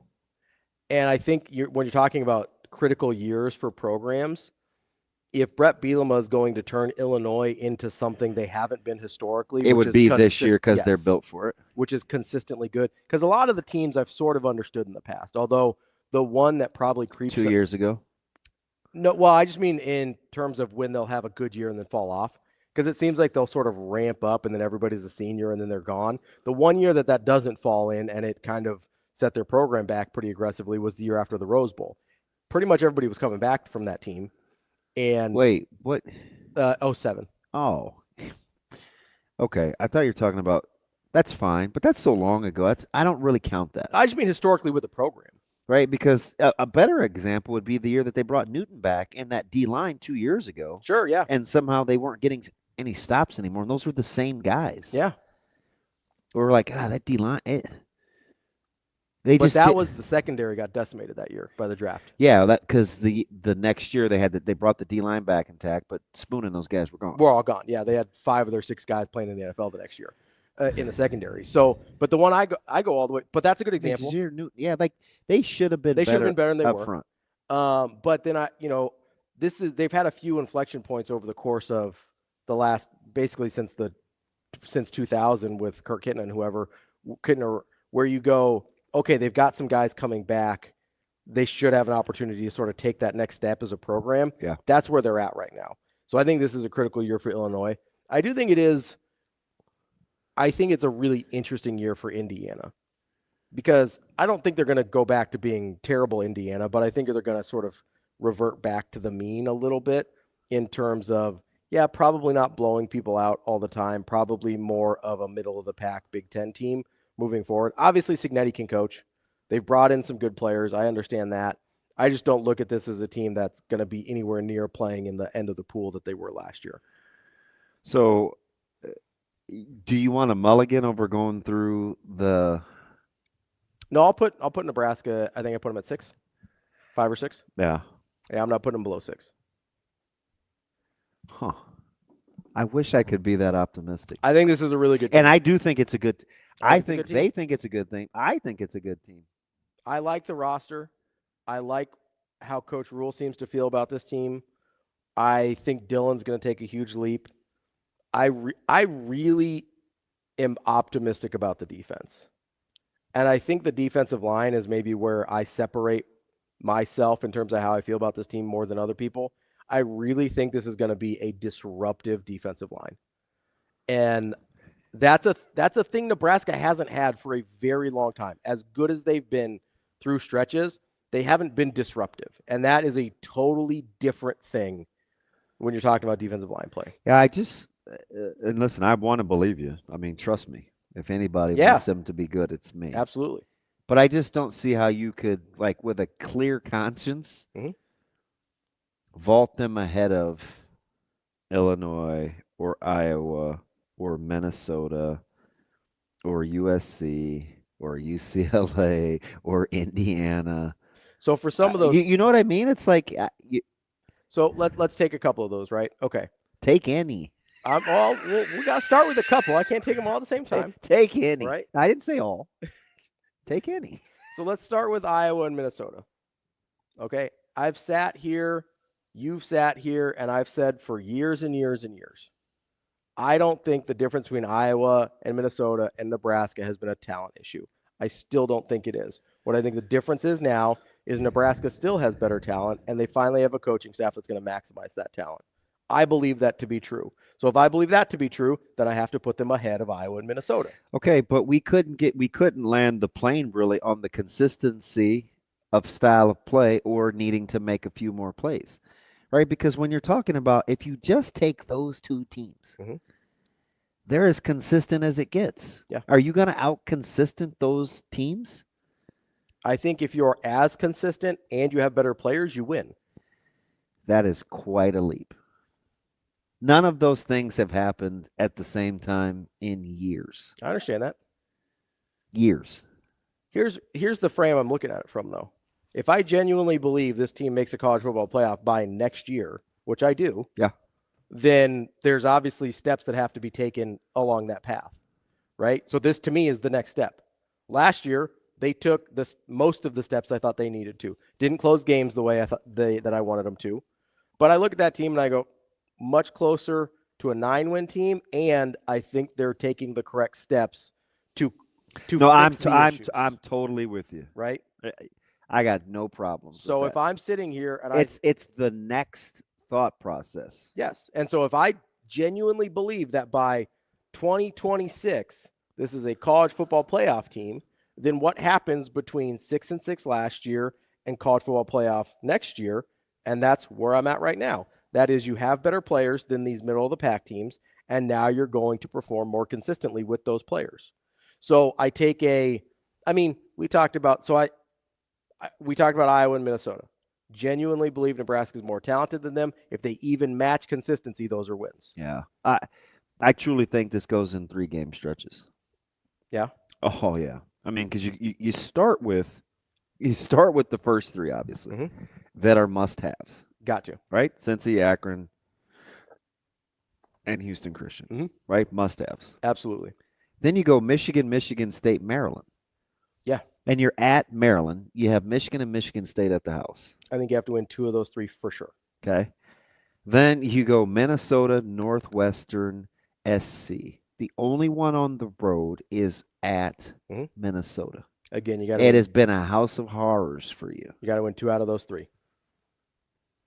Okay. So that's 2 losses total through 9 games. Now this is where it gets tough. I don't know. Would you rank this the toughest 3-game stretch? You go to Pasadena, you go to University Park, and you get Iowa at the house. I think this is without a doubt the toughest stretch. And you're trying to play meaningful games in November. And again, I need 2 out of 3. Iowa at the house needs to be a win. Yep. Has to be. Yep. Right? If what I'm saying is not total malarkey, has to be a win. Yeah. At UCLA, at Penn State, you have to be able to steal one of those. Just so you know. I know those aren't easy. That's the hardest stretch. Just so you also, if what you're saying is we're going to lock it up, you have to win at Minnesota too. I agree. That has to be one of the 2 that you win in that stretch. The at Minnesota versus because if you don't, you're probably not catching them. True. Yeah, I agree. So I look at this schedule and I go, okay, got to win the first 3. Obviously, no doubt there. Versus Michigan State, at Maryland. One of those, I think you have to beat Maryland. I think Michigan State's going to be a lot better. And then I think Michigan's still going to be good. So I'm okay whichever one you split there. I don't have an issue. At Minnesota, have to win. Versus Northwestern at home, have to win. USC at home, that could go either way. I'm fine. Because USC, I think, is going to be really good. I still don't know if stylistically, if Lincoln Riley can win long-term in the Big Ten, but they're going to have enough good players that they can catch people, and I think they're going to be. And it's probably not brutal in November yet, but. Yeah, it's early November, so you're probably okay. I don't know. We've had some pretty cold Halloweens. We have. But I'm okay with, I'm okay if that's the one you drop out of those 3. And then have to beat Iowa, and this is where the stretch gets tough. This is the difference between 8-4 and you feel okay about the year, or 9-3 and you feel pretty decent about it. If you go at Penn State and win that game, we feel way different about this team. Yeah, and I feel like that's the one game the fans are conceding. There's always the handful. That's the one I'm conceding. And it makes sense. I mean, Penn State's going to be preseason top 3. Yeah, they're going to be a lock to make the playoff in everybody's minds. I'm totally okay with going at Penn State. If that game plays out the way Ohio State played out last year, I'm totally fine. In terms of how I think this team is progressing. I'm not going to love it in the moment. Doesn't it seem like that backfield should have graduated by now? I think, yes. Yes, I do. Fudge. But I think you got to go at UCLA and go get UCLA then. I think Pasadena's tough. I don't think it's easy. That's what this is the toughest. Like the last 3 is the toughest stretch for sure. But you can put yourself in a really good position going into that. I can't believe I got to go back to that lousy place. I'm just saying. I hate that stadium. I know you do. But the way I laid that out, none of that seems daunting. You know, the last 2 times I've been in the Rose Bowl? I'm going to guess the ones where you got benched. Yep. And the 2 is what's the second one? Nebraska, Miami. Oh, I didn't know you were there in 01. Oh, yeah. Okay. I thought that was kind of in your – were you coming back by that point? Yeah, I was out with – I went with Noddle. I went with Jay. Okay. Yeah. Because that was kind of in your dark period for Nebraska. Yeah. Okay. So that's why, yeah. I'm like – I mean, just walking through the parking lot, I'm like, God, this sucks. Yeah. I don't even know. I mean, it's like I don't even recognize what we're doing. It's like, oh, I feel bad. I remember watching that game and just feeling terrible for Eric Crouch. I was like, this dude's getting killed. Yeah. You should have seen warm-ups. Yeah. I think I saw enough. I didn't need to see anything else. I was mesmerized. Yeah. Just by what? Sheer talent. Yeah. Yeah, that team was stupid. Miami was stupid. I'm just like, how? How did we get here? And unfortunately, I'm a big warm-ups guy. Yeah. You know, I was still traumatized from, 96 in Tempe. Yeah. Where that warm-up disastrous. Totally set the tone. Yeah. Now, I go back and forth. I much prefer to warm up pretty crisp. Mm-hmm. But I wasn't really coaching then, so I didn't have like a frame of reference. It was only from playing. Just your feel. Now I have coached some teams that have had some pretty poor warm-ups and dialed it in and played well. Yeah. But All things being equal, you'll take the Chris Moore. I'd like the Chris Moore mug. 100%. You'll make sure people are locked in. Yeah. So, this, and you're very confident in it. So, which I don't mind. I don't know what you're basing it on other than faith. So that's a fair question. I think there's a couple things here. And I think the first thing that I'm basing this on, and I believe this to be true because I've done the research on it. Coming into college, Nebraska has had more talent than most of the teams in the Big Ten, save like Ohio State. And honestly, they're pretty close to what Michigan's recruiting profile was under Jim Harbaugh. Yeah. Jim Harbaugh wasn't recruiting the lights out. He got the right guys for what he wanted. But where it's been different is development once they get into the program and fitting guys into systems that work. If I believe in what Coach Rule is about, then to me, there is a natural leap there from having good talent to having good results. I think the results have been more of an outlier considering the talent than vice versa. You're talking about with just this staff. I'm talking about across staffs. I'm not real comfortable with that. That's fine. Only because it's different. It's different, but that's kind of what I mean though. Is like I do think the talent in Nebraska this year is better than it has been under some of the previous staffs, but I don't think the talent has ever really been the issue to keep Nebraska from being an 8 or 9 win team.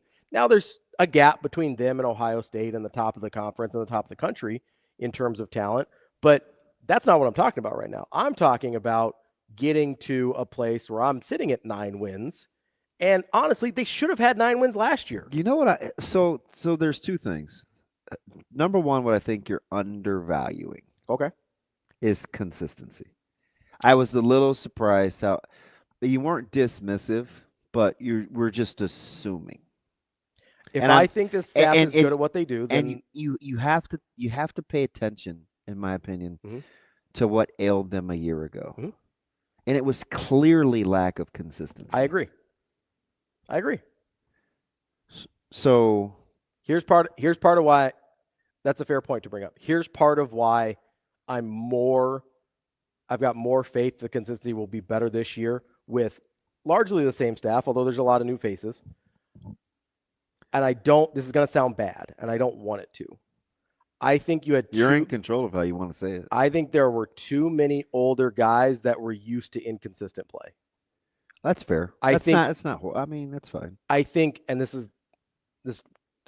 term's probably too strong. I think purging some of that out of the program is beneficial in terms of the consistency. So this is strange. Even if you're going to miss them in other areas.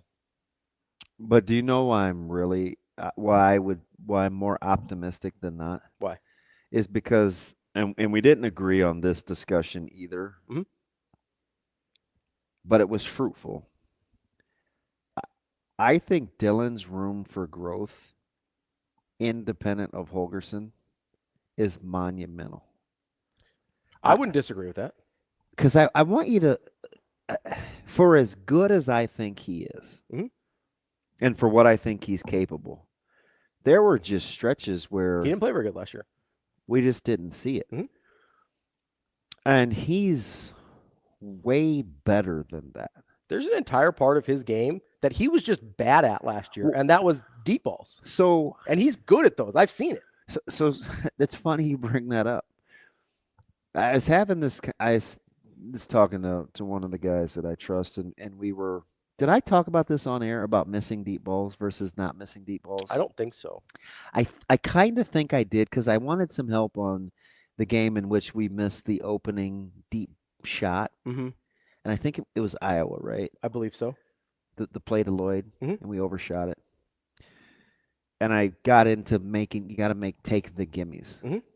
So this discussion all goes together.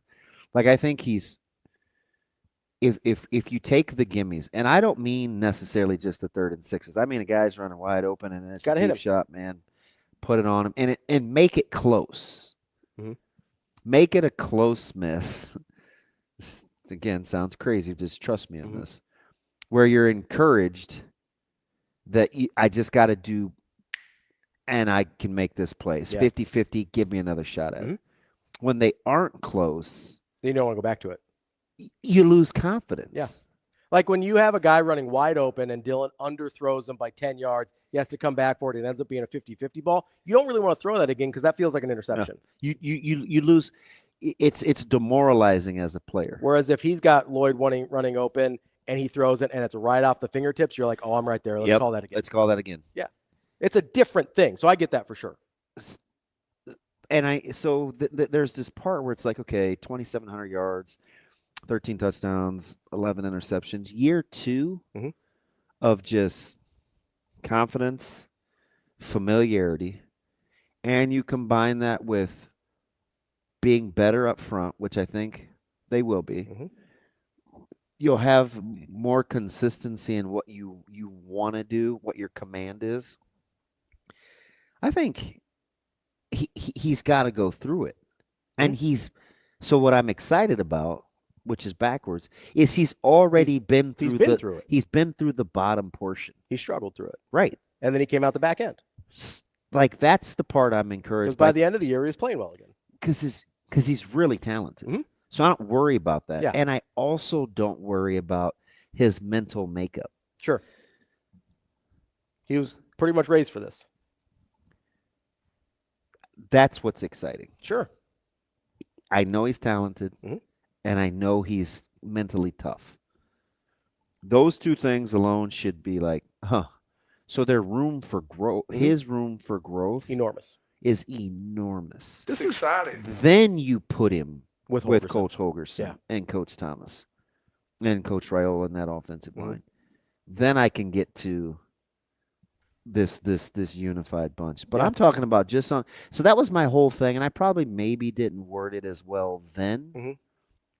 But that's why I'm saying I get where you want to make it a chicken or the egg thing, but I think you can clearly talk about his growth independent of Coach Holgerson. Oh, I definitely think you can. I just also think you can talk about Coach Holgerson independent of his growth. Like, I think you can do either side of the coin, but I think you're right about his growth. Like, I don't disagree with that at all because he is immensely. I mean, there was some pretty I don't know if we're misremembering. There was some pretty dark times for this offense. Oh, no, I know. And it was there was some that was independent of SAT. I we agree. put it on SAT, and rightfully so in some areas, but there were some stretches where Dylan just needed to make throws. With Dana too. Yeah, where Dylan just needed to make throws. And it's like, okay, that's not really a coaching thing. That's just a young freshman QB who's got 500 snaps that's learning on the job. Yeah. And a pretty tough conference. Absolutely. So I think if you're going to be encouraged by anything, it's like he's just going to be better. He's just naturally going to be better. Absolutely. Because he's a better player. This is the reason I got so mad about the DJ Lagway thing a few weeks ago, right? Is you give me DJ Lagway stats and you give me Dylan Raiola stats, and I look at those and I go, why are people talking about DJ Lagway as not just the best sophomore quarterback in the country, maybe the best quarterback in the country, where I'm looking at Dylan Raiola, and I like my chances for him to take the lead as much as I do DJ Lagway. Yeah, but see, the thing about it for making those jumps is you're talking about you got to go against an Altmaier, you got to go against a Nico, you got to go against – I told you, I think Minnesota's got their quarterback. What we're talking about, the other teams are doing – we'll see what happens with Gronkowski and Iowa City. But what we're talking about, those teams from a consistency standpoint are already ahead. And they're banking on their QBs to get better too. Here's the other point, though, on Raiola specifically. I will take my chances with his talent over all but a couple quarterbacks in the league. I'm probably in agreement there. I mean, he could be really good. So if the ceiling is that high, I'll take my chances with the consistency reaching there. That's the difference between him and like a Gronkowski, right? Like maybe Iowa's consistency is going to get better, but if Nebraska with better talent can get to 90% of their consistency, I'll take my chances there. We'll be back. More Hurrdat Sports Live. I never think about a number. I just know she hits the ball hard and she goes hard. So I've said this all along. Nothing surprises me. She doesn't swing and miss a lot. I think the thing that she did early in the season is she swung out of the zone a little bit more than she does now, so it's harder to square something up.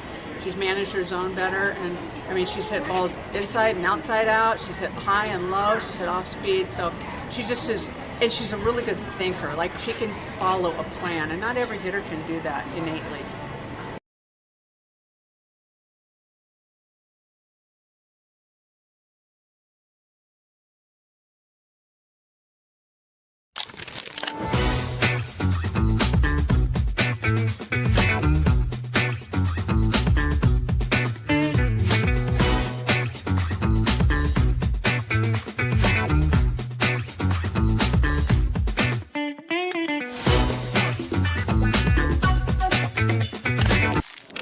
Aspirations can drive us.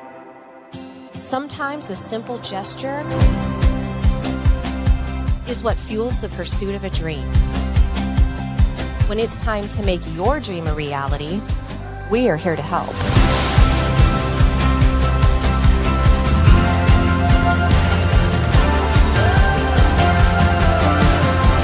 Centris Federal Credit Union.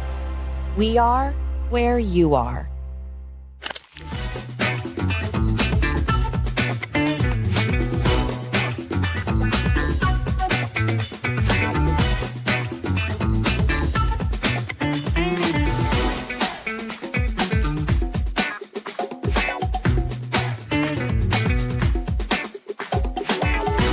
Absolutely incredible, and it was everything that I dreamed about when I was a little girl growing up in this state coming to these games. So to see it actually happening, like, it's hard to wrap your mind around, but it's happening, and it's so exciting, and it's making dreams come true. And yeah, last night I took my dogs back here. My fiance was working out in the Gordon, so I was just walking around the outfield with the dogs, and that was when I got to finally just take it in and look around at all the empty bleachers and the empty berm and remember what it felt like when they were all full of people. And Bullen Stadium's a great atmosphere, and I just want to say thank you to Nebraska and the fans and everybody who showed out this weekend to support us.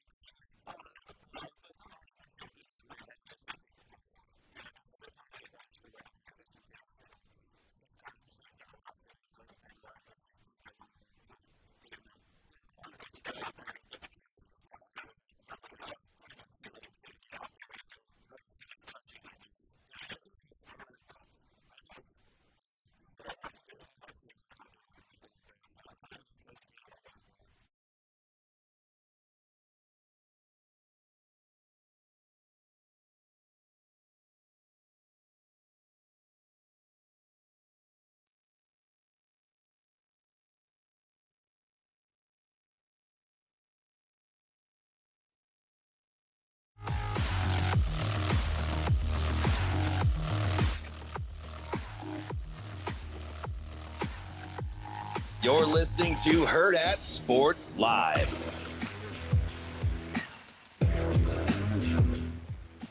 Welcome back, Hurrdat Sports Live. That's DB. I'm Ravi Lulla here at Hurrdat Sports Bar and Grill. Kind of returning to this conversation about Nebraska and kind of why I have optimism here in a way that it seems like Other people don't, which is fine. I'm not saying you have to. I do think there's an interesting question here because I talk about the D-line a lot. And one of our commenters, I lost who it was. I think it was Tony. Josh. Was it Josh? It was either Josh or Tony. I responded to Josh because Josh said, do you want me to set it? Yeah. I said, hey, or I didn't say. I said, I have a hard time believing the D-line will be better than last year. Yeah, it was Josh. My response to Josh is, I agree, Josh, that it's a heck of a leap, but they do have more capable young guys than a year ago. I followed up with, last year's D-line should get the benefit of the doubt because they actually did it. Yeah, we saw it. We saw it. We saw what it was. We're hoping this year's team does. So I get, like, if Josh said, well, how it might be a two-pronged thing. Yeah, there's a couple things there. Right? Like, how can you say that guys that haven't done it will be better than last year? I'd say, you know what? You can't. That D-line was pretty productive. And I'm counting guys like MJ Sherman, who I have sung his praises. MJ, Jamari. Forever about the quiet job that he did playing like a fourth D lineman. MJ was very good. All those guys. But in the same vein, I'd say, let's say you're not ready to ascend this D-line past last year's. That's fine, because I wouldn't yet either. But I also would tell you, I do think they have more capable players to play this year than they did a year ago. Now we have to figure out, is that because they don't have two anchors or two menaces in the middle?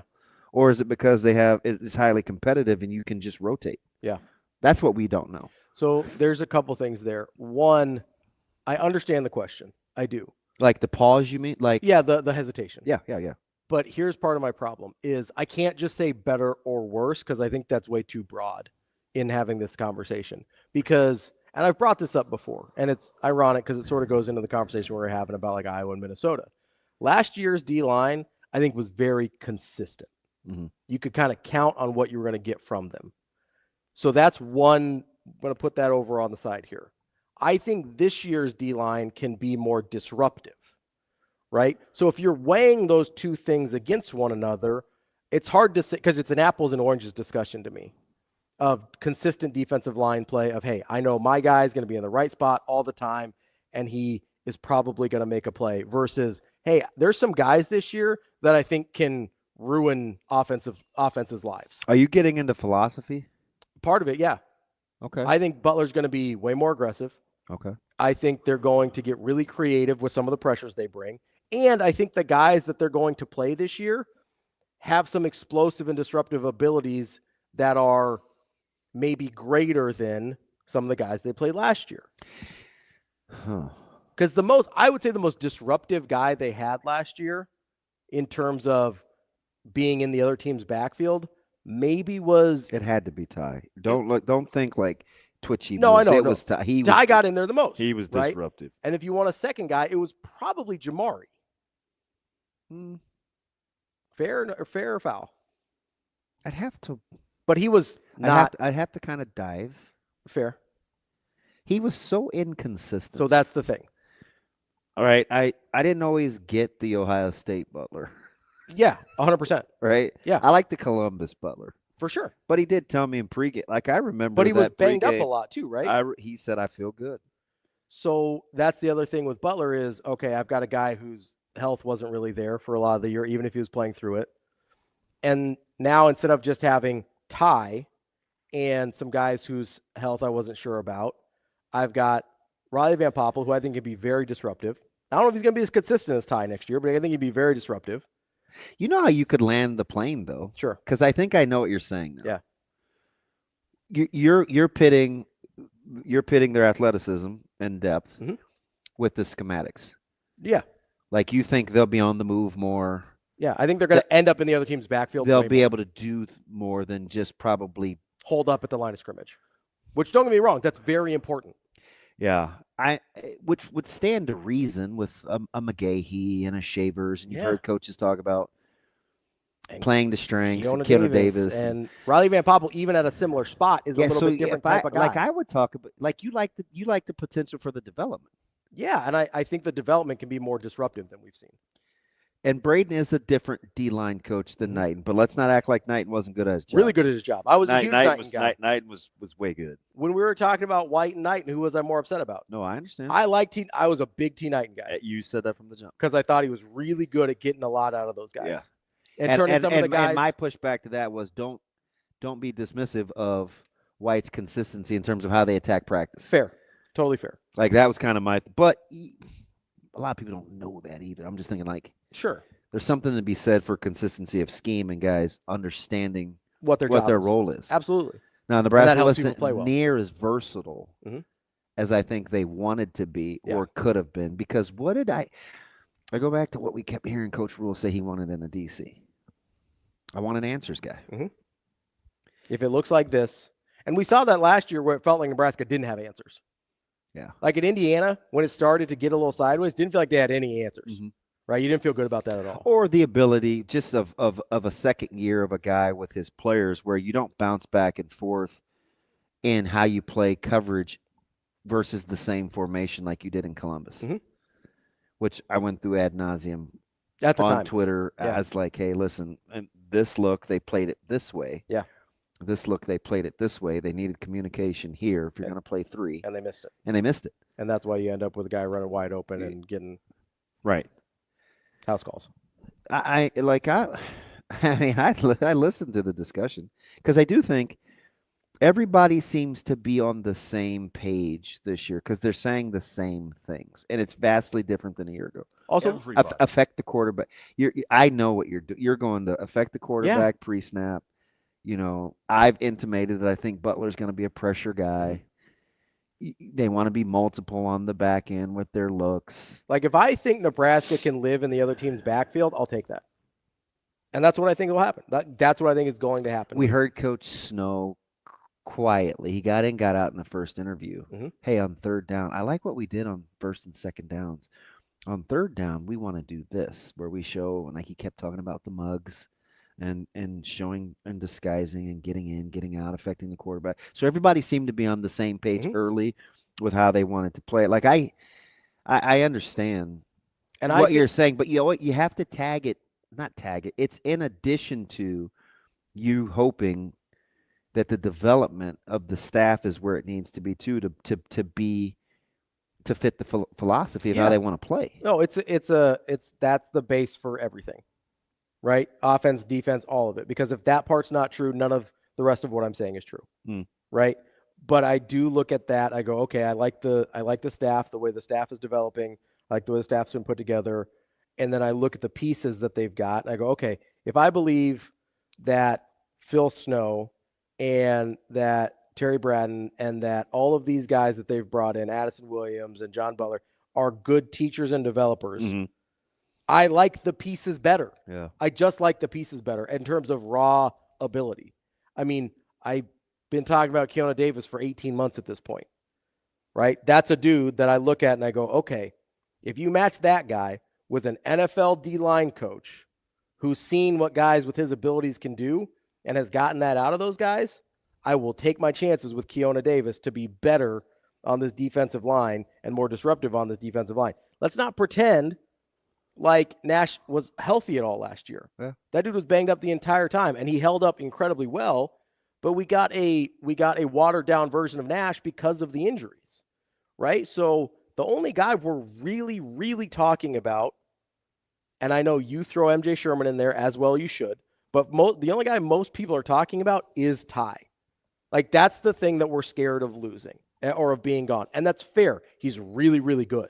Yeah, but Nash was a shell of himself last year because of the injuries. Jamari was hyper inconsistent, as we talked about. And then who else are we talking about then? Judy. Judy was really good, but he's back, right? And I get Judy. You know, and there were some stretches where he went away, but you need him to take another step. Yeah, you need him to be consistent. Who else would we put in that discussion, though? Of guys we're missing from last year? Cam Lenhart was missing. And he's back. Cam went through some stretches. He did. No, but I get Cam Lenhart, I get Keona Davis, I get Elijah Judy, I get Riley Van Poppel, I get I'll take it. Shavers and McGahee and McCullough and the old boy Georgia Southern, the hyphenated Trent. Marcus Trent or Watson Trent. Yeah. Like I just went through 8 and I'm not looking at a roster. And I know I'm missing a couple. Right? You're hoping to get a healthy I didn't even mention Buddha. Hoping to get a healthy Buddha. I didn't even mention the 5-star. And because I don't know what we're going to get out of him. You're talking about William. Yeah. I don't know what Enwinari looks like here. But that's a guy, at least physically, if you can get anything out of him, is superior to almost anything Nebraska's had. Yeah, I'm in. Like we're 10 guys deep, and I'm not even looking. Well, so that part I don't have any problems what I with mean? because remember I said you're saying they have more capable guys. I've been on that from the jump. Yeah. Because some of these guys you get year 2. Mm-hmm. Now, or if Lanhard, you get year 3. If TB is who we think he is as a D-line coach, I mean, you're definitely cooking. I'm just saying the D-lines in Kansas City were pretty good. He appears to, and I love watch. I was just having this conversation with Jay Moore. We just went down to watch D-line. Mm-hmm. What did I watch at the open practice last fall? D-line. Almost the entire time. D-line. I like those guys. He's really good. Have I brought up Mason Goldman yet? Again, that's a guy you like a lot. Yeah, I do. Like we're talking about. I do. I'm not even reaching that deep to get to my 9 or 10. That's why I sit here and I go, okay, if I can get 6 of those guys to play at a high level, I'm golden. Yeah. And I've got plenty of options, and I think plenty of those guys are capable. So that's why I sit here. You have an NFL mind where situationally they understand matchups. Mm-hmm. So they will use Shavers and McGahee in positions where they can be successful. Yeah. And in highly impactful situations for the defense. I didn't record it, but I remember when I went to listen to Butler speak, he talked about this sounds so elementary. So elementary. But Jay Moore doubled down on it in a different way. Okay. Butler said, I think one of the things to understanding a good defense is you have to know what each individual guy does well. And everybody's like, no kidding. He said, but then as a coach, what you have to do is be willing to allow them to do that, even if there's a little bit of conflict with how you normally like to do things. Yes. And that's a point that I thought about that for a second. Most coaches don't do the second part. I'm like, I wonder if that's what Coach Rule is intimating when he talks about I want an answer guy with regards to how they play defense the first 2 years. Where Nebraska just kind of did what they did defensively. Yeah. And hoped for a better outcome. And that is zero shot at T. White, because I love Tony White, and he did a great job. And I think he's really good at what he did. I think he's pretty fantastic. But Kobe actually brings up a good point here, real quick. Is Terry Braden's track record as a defensive line coach is better than Knighton's was when he brought him in? Well, yeah, I agree. There's no question. Yeah, I agree with that. That's a really good point. I agree with that. Like he's got a better track record, and that doesn't mean he's necessarily going to be better here at Nebraska. But if you're just going, we kind of did this with Butler too. Where everyone was kind of underwhelmed with the Butler hire as defensive coordinator. If you would have taken those 2 guys' resumes at the time, Tony White you're preaching to the choir. John Butler, I said Butler's resume. If we didn't watch the defensive backs in our estimation struggle, yeah, like we would, or if we just had brought him in cold, yeah. If we had brought him in cold and taken his resume versus Tony White, you're taking John Butler's resume. You're taking Terry Braden's resume. Yeah, you just are. And I'll say this. I know TK. Loves to talk offensive line, and he says, I hope Nebraska better be able to get pressure with 4. I don't know how realistic that is. Everybody wants to get pressure with just 4. For me, it's 5. But you can use 5 and still be very, very sound without being compromised. Everybody. You can be very sound on the back end with 6 in coverage. If you can get pressure with, now listen, if you can get pressure with 4, you're a whole different level, right? I mean, everybody wants Right. that though. But So if I you- don't Everybody. I don't go to the absolute. But if I can get it with 5, Yeah, if I can +1 you, consistently get pressure with 5, I'm in business. I'll sit there all day. I'll sit there with 5, getting pressure with 5 all day. Because you don't really consider it plus pressure until you're at 6, right? Yeah. So I'll sit there with 5 all day and get pressure. If I can get that, Technically, yeah. because you have 5 blockers. Right, yeah. Yeah. So you're not really compromising yourself until you We misuse that all the time. But The that's plus fine. pressure? I don't want to get in. Yeah. Yeah. It's fine. But But if I can get home with 5, I'll take that all day. And I think you can get home with 5. because you know what 5 is? 5 is winning one individual. Yeah. You're going one-on-one at 5 that, like, spots. Trust You're me, literally just winning one matchup. that's the goal. Yeah. Just win one matchup. You want to win one matchup because eventually Mhm. you have to keep a back in. Yeah. You hope. Yeah. Hey, we have to help somebody, or you keep a tight end in or something. So if you're winning individuals, that's 5. Mhm. Your quarterback makes 6. Your running back makes 7. If he has to block, All of a sudden you're playing 6-on-4 on the it's- back end It's 6-on-4 instead of 6-on-5 That's why I say it's 5. or 6-on-6. Yeah. Yeah. You can get 5. Yeah, 5's total. And so I'm sitting here. I go, okay, I'll take that. 4 would be way myopic. Yeah, 4 is how the Giants beat the Patriots, right? Like that's that's a Yeah. totally different. Yeah, thing. he's throwing against 7 guys. Yeah, he's going 4-on-7. Yeah. And they're still even getting beat, even 5 Yeah. on 7. which is not But ideal. you don't want to empty No. because you can't protect. Yeah, you can't protect the 4 versus 5, so you have to go 4 versus 6. You're the 7, so you're going 4-on-7 on the back end, and you're never going to be open. I don't care if it's Randy Moss running back there. Never going to happen, right? Or Jerry Rice if Yeah. you're me. But like that to me is why I sit here and I go, okay, I'll take the coaching. Yeah. I'll take the personnel. What does that leave me with? That leaves me with with a defensive line that I feel great about. Yeah. So if to answer Josh's question, why I feel the optimism, long way around the barn, that's it.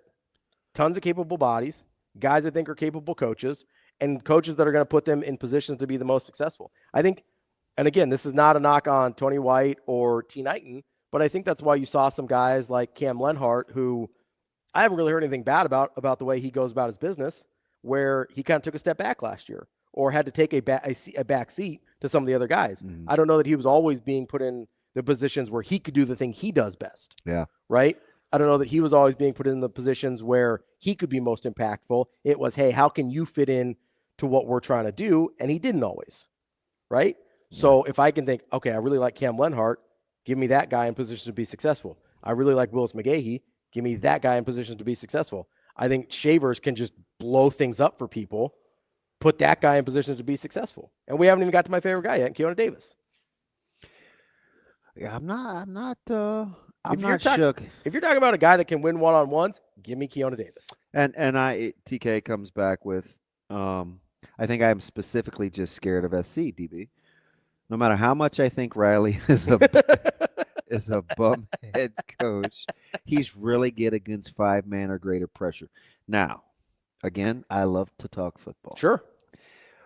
Let's get inside the stats, TK, just real quick. And I get it. This is like a little football E. Number 1, he's always had a guy that can move in the pocket. Mhm. So when a guy can manipulate the pocket, that changes the it dynamics. changes the dynamics of getting a quarterback off a spot when you bring pressure. Number 2 is with higher level guys that he's coached, those hot routes and where to go with the football, he's really, really good at. No question. But he's had the best of both worlds. I don't know if Maivia is that guy this year, but it's not just the scheme, TK, that makes Riley pretty good at that. It's also the kind of signal callers he's had too. So, and Maeva's not as a passer Yeah, what some of those other guys have been. now, because you do have to be accurate, and the ball does have to come out hot. So you have to kind of know where you're going. But I can respect the discussion. Absolutely. Because it's a real thing. It's something we have to think about. Schematically, he probably he probably shows the biggest problem for Nebraska if they can't get home with 4. Yeah, it's, last year, some of the talk at State was like, hey, you guys got, you stop pressuring. Mhm. Well, we had a stretch in the middle of that game where You couldn't let guys run free. And Jet, they kind of knew that's when they started going to Hill, and we were getting the ISO matchups, and the ball was coming out quick. So then we had to adjust, and we're like, we're going to try to play coverage. Yeah. So like the cat and mouse thing goes back and forth, but it's totally dependent on how your quarterback can manipulate the pocket too. Yeah.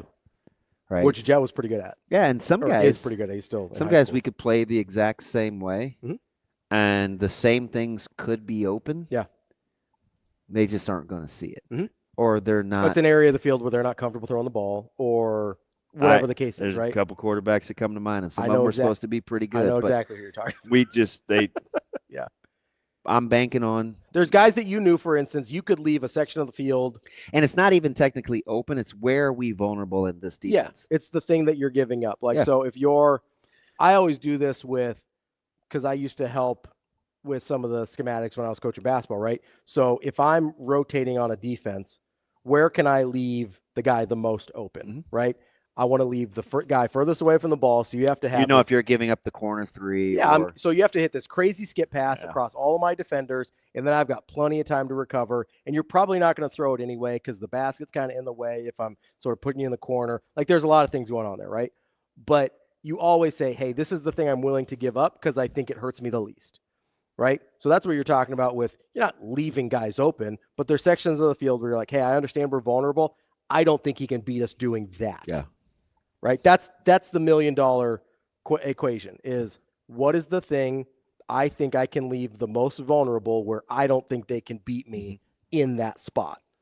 And if Nebraska says against USC, hey, I don't think Maeva's good enough to get the ball out quickly enough that the 5-man pressure is going to be a detriment to us, then you're okay. Or, again, super techie football, but not really. I mean, there's little variations you can do, right? Sometimes I can show press and bail. Sometimes I could be off and actually play man. Sometimes I can go 2-1 or 1-2 in terms of safeties. Like pre-snap, when they talk about affecting the quarterback, all that matters. Can I make 5-man pressure a 5-man pressure not look like a 5-man pressure? Believe me, that's a big deal. Absolutely. So that's why when it's not just the guys, it's can you identify where they're coming from? Yeah, and who gets the matchup? Yeah. Right? I mean, because if you think your hot route's one thing, but the pressure's actually coming from somewhere else. The two most dominant performances we've seen in the season in the 2000s, in my opinion, not counting Sue. Sure. Came on individually putting guys in places where they could thrive, and that was DeMario Williams and Levante David. People forget about DeMario Williams. When he was an off-ball guy, it was like disruptive, just okay. As a pass rusher and a natural blitzer going against O-linemen then, he was unblockable. Yeah. So you had to kind of construct the defense around what he was doing, right? Terrell Farley was a fantastic player, nose for the ball, but we couldn't do what we did schematically without Jason Peter commanding a double and letting Terrell run free. Or being opposite Wistrom. Yeah, that helps. That helps. That does help. That helps quite a bit, right? So allowing guys to do what they do well is something we talk about like, oh, duh. But it's not as easy. It's not as easy as people think. Yeah, because you think, hey, this is my scheme. My scheme works. I need the guys that can play my scheme. Yeah. You know how many times I'm tempted to say with Coach Queen or vice versa where, hey, just let him play man? Some do it. Then you have to get into, well, that's not our scheme. Yeah. And are so we? What do we do with everybody else? Yeah. So are we? It happens a lot. Yeah, because you're negotiating. Okay, can this guy play zone 80% as well as he can play man, or is there somebody else we need to put in? Or if we let this guy play man, can the rest of our defense still play up to their standard with the rest of our scheme? Like, I get why you like the D line in this scheme if they play that way. Yeah. Because you keep using the term disruptive. Yeah. You think they want to be much more disruptive. I think they can be much more disruptive, and I think they will be much more disruptive. And The dirty little secret about that because Ken brought this up. He goes, they didn't play a lot of bump and run. I assume he means like press coverage, right? All of a sudden, you can play a lot more press coverage when you know your back end is not going to have to defend very long. Yeah. It's a lot easier to play. It's a lot easier to play at press coverage when your guy got. And I know that used to drive people crazy, right? It's 3rd and 6, and they're 8 yards. They give them 7 yards, and right? And they give ground. Yeah. But it's because they don't know if the guys are getting home or not. Yeah, know those guys are getting home with 5. Like, yeah, you can play pretty tight. You play it different. That's DB. I'm Ravi. More Hurrdat Sports Live coming up next.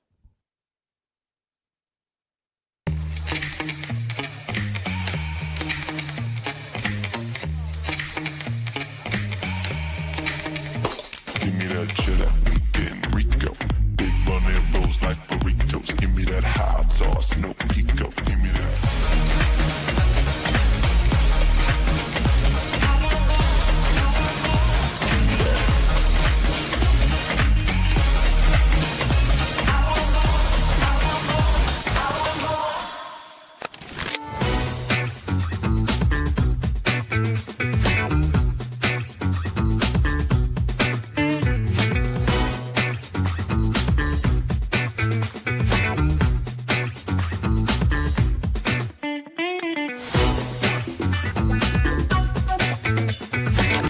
We challenged our players to get a little more, to be better at blocking. So we had a practice where we were literally only worked on blocking for about an hour. And that showed today, and we're going to have to continue to do that. I didn't think our blocking was great against Kansas. So I thought it was great to see us actually get some stuffs. So that was big for, I think, our confidence. What's impressed you about just your junior or senior class, their consistency and leadership this spring?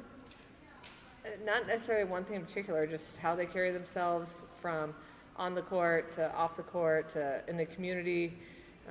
They're 2 pretty impressive groups of young women, and the way they handle their roles, all of them have very different roles. So it's pretty cool to watch them interact, and just they're kind of the total package.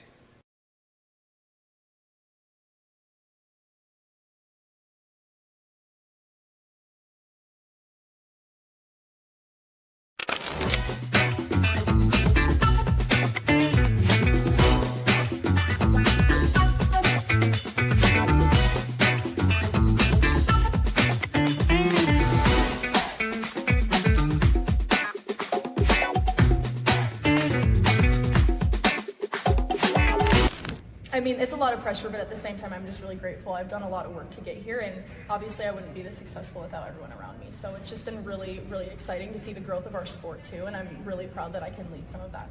You've talked how you want to be a leader on this program. What are the next steps over the summer for you to kind of fill that role? Yeah, I mean, we work camps a lot. We have a lot of summer workouts, so just staying connected with the girls and building stronger relationships, that's something that we talk about all the time, is building those connections off the court, because that's what's going to help us on the court. So just continuing to do that and lead in the best way I can and lead in the best way possible and be there for the girls in any way they need me to.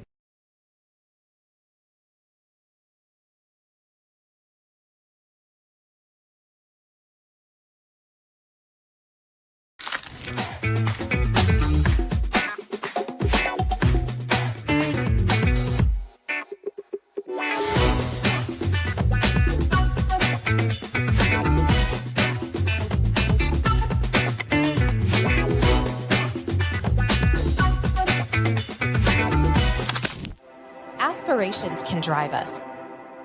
Sometimes a simple gesture is what fuels the pursuit of a dream. When it's time to make your dream a reality, we are here to help.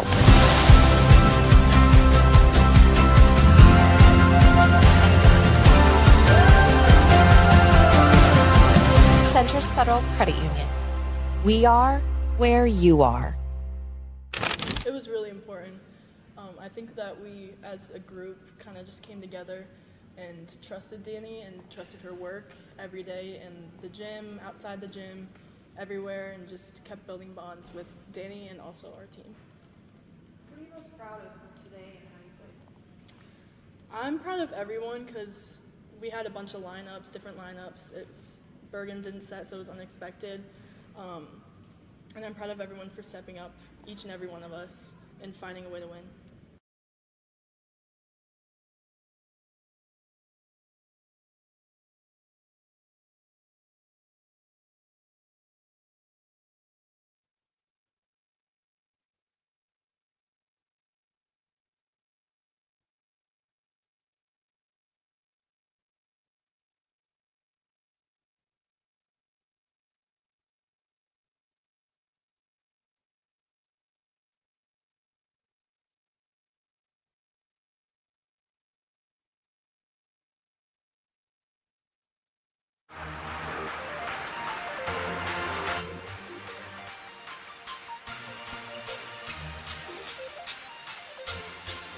Welcome to Hurrdat Sports Live.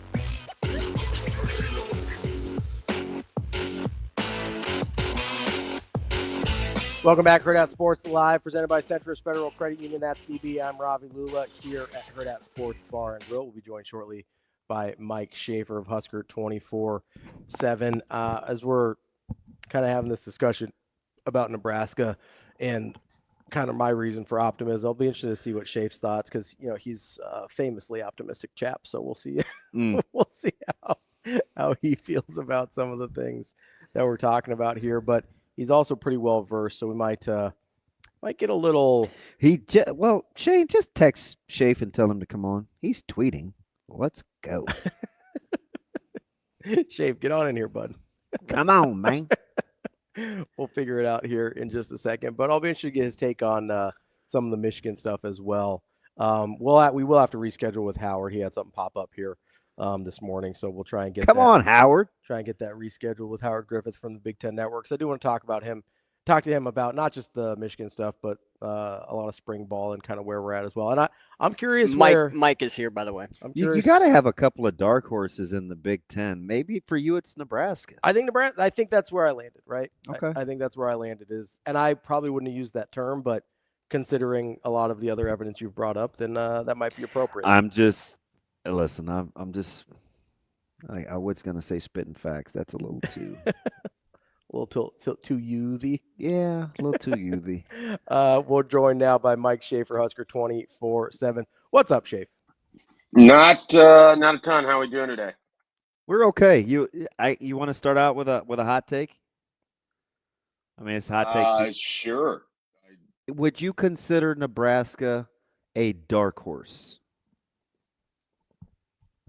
Dark horse for in the Big Ten to finish in the top 5 of the Big Ten? Because surely we're not talking about Nebraska as a dark horse to win the entire conference. For the sake of the argument, because I didn't want to play it safe, but since you asked the quantifier, let's say 4. Let's say top 4. No, let's say 5, because we don't know who the 4th team. We didn't agree on the 4th team. Okay, fair. Oh no, let's start here. Schaefer, hold that quick thought. Who's the top 4 in the Big Ten if I give you Oregon, Ohio State, and Penn State in no particular order? Who's 4th?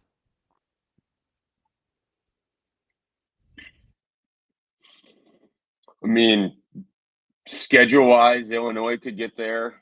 I don't think there's a clear and obvious team. I want to say USC because I feel like it could be set up to have kind of a strong bounce back. I put them 5th behind, or 6th behind 5th behind Michigan at 4. I don't want to put Michigan at 4. They won't even have their coach for 1/6 of the regular season. So how good could they be? It's only the second time I detected the sarcasm, that lunacy from the same infraction. I don't know what to do with Michigan though. I mean, they've lost so much talent over the last 2 years. They're going to have a new quarterback. I think they have the same coaching staff that they've had previously. I think we have to be careful, assuming that Michigan is going to be a turnkey top 25 team with a true freshman quarterback. That yes, he is really highly regarded, but we know there's going to be growing pains there, and I just don't. Perceived to be year in and year out one of the toughest conferences in the country. I just don't look at that quarterback head coach combination and think they're going to rip off 9-10 wins guaranteed. Okay. Well, real quick. Okay, go ahead. So how many teams? So I think top 4 is the right question then. If we don't know who the 4th team is. So that's why I asked him, because I think we needed to set the parameters before. So if we feel good about 3, then let's say the conversation is who is that 4th team? How many teams are you looking at and saying they could be that 4th team? Because we mentioned Illinois possibly. Yeah. We mentioned Michigan possibly. You mentioned USC. Is there anyone else you think can be that 4th team? I just running through it mentally. I mean, Purdue is out. Northwestern is out. I mean, I'll give you the list so you don't. Maryland, yes or no? No. Wisconsin? No. UCLA? UCLA is interesting to me. Top 4 seems like a big stretch. Okay. So I'm going to take. if it was top 7, I could like UCLA feels like they could be 7th next year if things go right for them. I just don't think it's a lot better than that. I'm going to keep going. I'm going to give him the Brian Christopherson question. Michigan State? I don't know what to do with Michigan State. I can't say that I know enough about them. I like their coach. I don't know. I would say no, but they're at least interesting in that they're a mystery box to me. Okay. Washington? No. Rutgers? Nope. Minnesota? Another mystery box team. I don't think they're that good, but could they have one of their weird seasons under PJ Fleck? Absolutely. The problem is, for me, teams 4 through 9, you could put it in a variety of different orders, and I think it could get there. I don't think Nebraska is likely to be number 4, but could they be number 7 or 8? Sure. Okay, last 2 here. Iowa? Yeah. I don't think so. And Nebraska? And that one I don't want to give an answer on because I don't think they're a 9-win team, and I think you got to win 9 games to be number 4 in the Big Ten. Now I could be wrong on that one, obviously. Nebraska would be a dark horse for you, given to get to the 4th spot. Just what we even 5, I think even 5. I mean, I think they fall easily in the top 10 for me, and so like I said, 4 through 9, you're looking at USC, Michigan, UCLA, Nebraska, Michigan State, Iowa, Minnesota. That was 6 teams right there. Those are probably the 6 teams that in my head. Oh, I forgot Illinois. So 7. So it goes a little deeper. But like I said, there's teams in there. I don't know what to do with Minnesota or Michigan State. They could go one way or the other. I don't really believe that Iowa is ascending or level that I think puts them at number 4 in the Big Ten. But I guess if things break the right way. So I think it's for me, it's Illinois or USC would be my 4th. All right, let me above or below your gut, because I told Ravi the thing about Nebraska. Above or below my gut? So my gut's pretty large. Your gut feel on above and below. I asked BC this: if Nebraska's going to cut through the middle of a very thick Big Ten, or do you like Nebraska's trajectory above or below? We're just going to go rapid fire, above and below. Okay, you ready? Above or below USC? Right now, below. Above or below UCLA? I would say above. Above or below Illinois? Tricky. I'm going to say below. I hate it. I don't like saying that. But above or below Indiana? I don't believe last year was what that's going to be. So he's on the same page as me with Indiana. No, I get it. I just need above or below. He said above Indiana. Okay. Oh, sorry. Above or below Rutgers? Above. I think Rutgers is going to be good. Above or below Minnesota? They need to beat them, but I believe in what Nebraska is doing more than I believe that PJ Fleck has another step to take. If that makes any sense at all. Boy, that is so. All right, let me finish before I get to that. This is a very good answer, Schaefer. Above or below Washington? Above. Above or below Iowa? Below, but it's like the Illinois thing where I can kind of talk myself into either one. Okay, so what for you? What's the difference between Minnesota and Iowa, 2 teams that Nebraska has struggled to beat? I think Iowa has consistently found a way to stay 1 or 2 wins better than what you would expect almost every year for what they statistically can do offensively. I think Minnesota has done a pretty good job, aside from 2019, of just kind of being a 7-win team that might get to 8, might get to 6, but they're just a 7-win team program. I think that they have been consistently pretty much the same team aside from one really strong year in 2019. What you see is what you get with Minnesota. With Iowa, I think there's just a little bit more elevation there, or they're able to come through and steal a winner here. And sometimes it comes against Minnesota. I mean, sometimes the difference is just literally Iowa beating Minnesota, which is largely what they've done. Now, I know Minnesota's won a couple of those, but even in that 2019 season, it was the stub toe Tyler Johnson dropping the catch against Iowa. They got that thing, off a little bit towards the end of the year. So that's really all there is in terms of difference there between those two. It's just interesting how I used to say Nebraska's got to beat Iowa and Wisconsin in the same year. Now I'm back. And I'm saying this out loud. They got to beat Minnesota and Iowa in the same year. They haven't beat they haven't beat Minnesota since. I mean, Minnesota's won 5 in a row against Nebraska. Yeah, no, and some of them haven't been close. Obviously, the 2023 one was razor's edge, and they had every opportunity to finish that game and win that game. They didn't do it, but you've had ones in there. I mean, 2019 was a blowout. 2017 was a blowout. 2018, the last time Nebraska won, was a blowout. 2020 is one of the all-time Scott Frost deserved to be fired for that game plan moment. 2021, to think back to what happened there, that was right after the Michigan game where everybody's high on what Nebraska can be, and the very first play of the game was like a end around with Brody Belt, if I recall. And so that didn't start off with a bang following up that performance.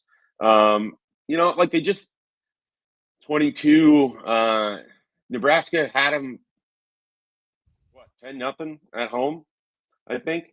And then they just couldn't score. I mean, they didn't have offense. So it's been there for the taking. But again, Minnesota, similar to Iowa, does a nice job of not giving you a lot of opportunity to take advantage of their own mistakes, because they don't make a lot of mistakes. When they have, it's inexplicable decisions like the weird they tried that reverse pass that left them with a super long field goal in 23, where it's like they could have just kept slowly chunking their way down the field.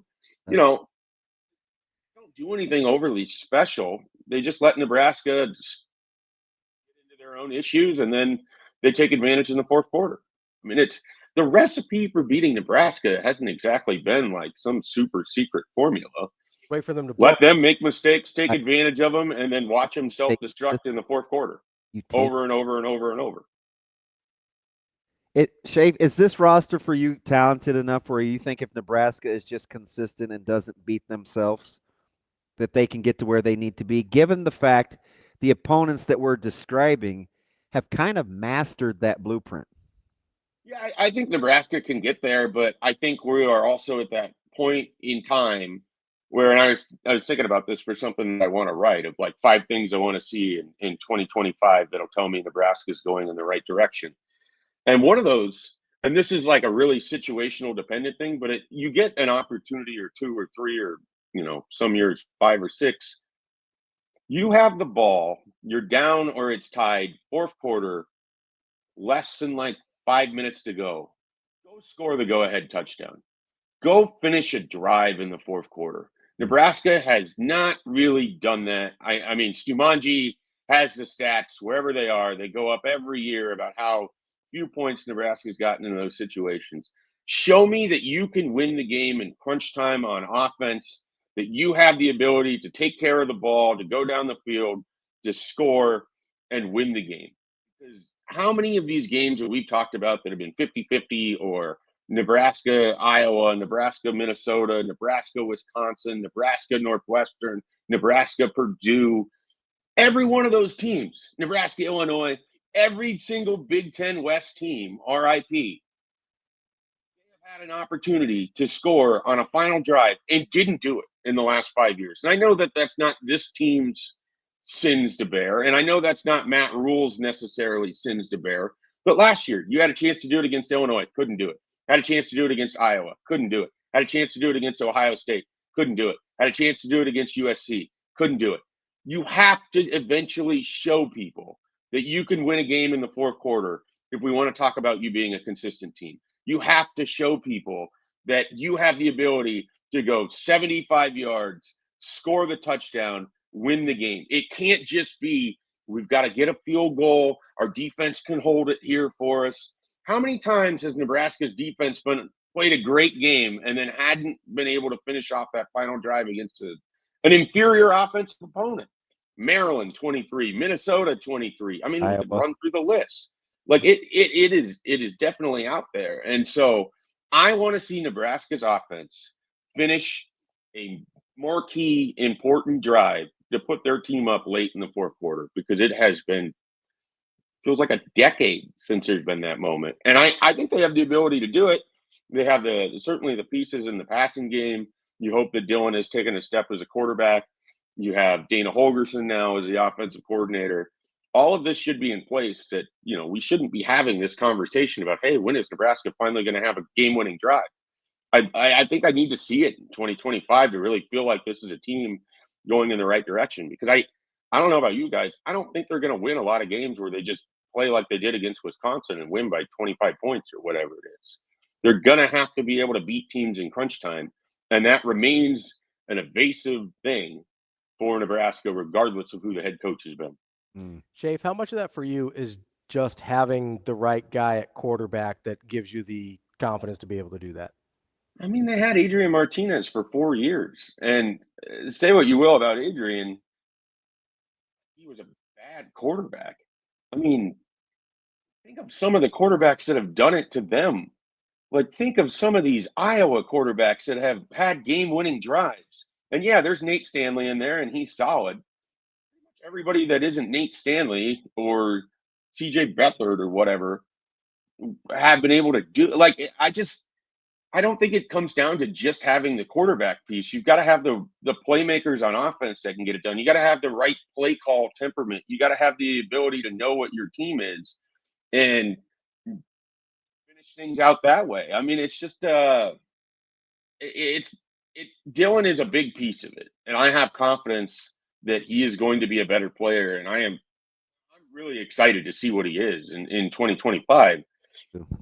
It has to be other people. Other people have to step up.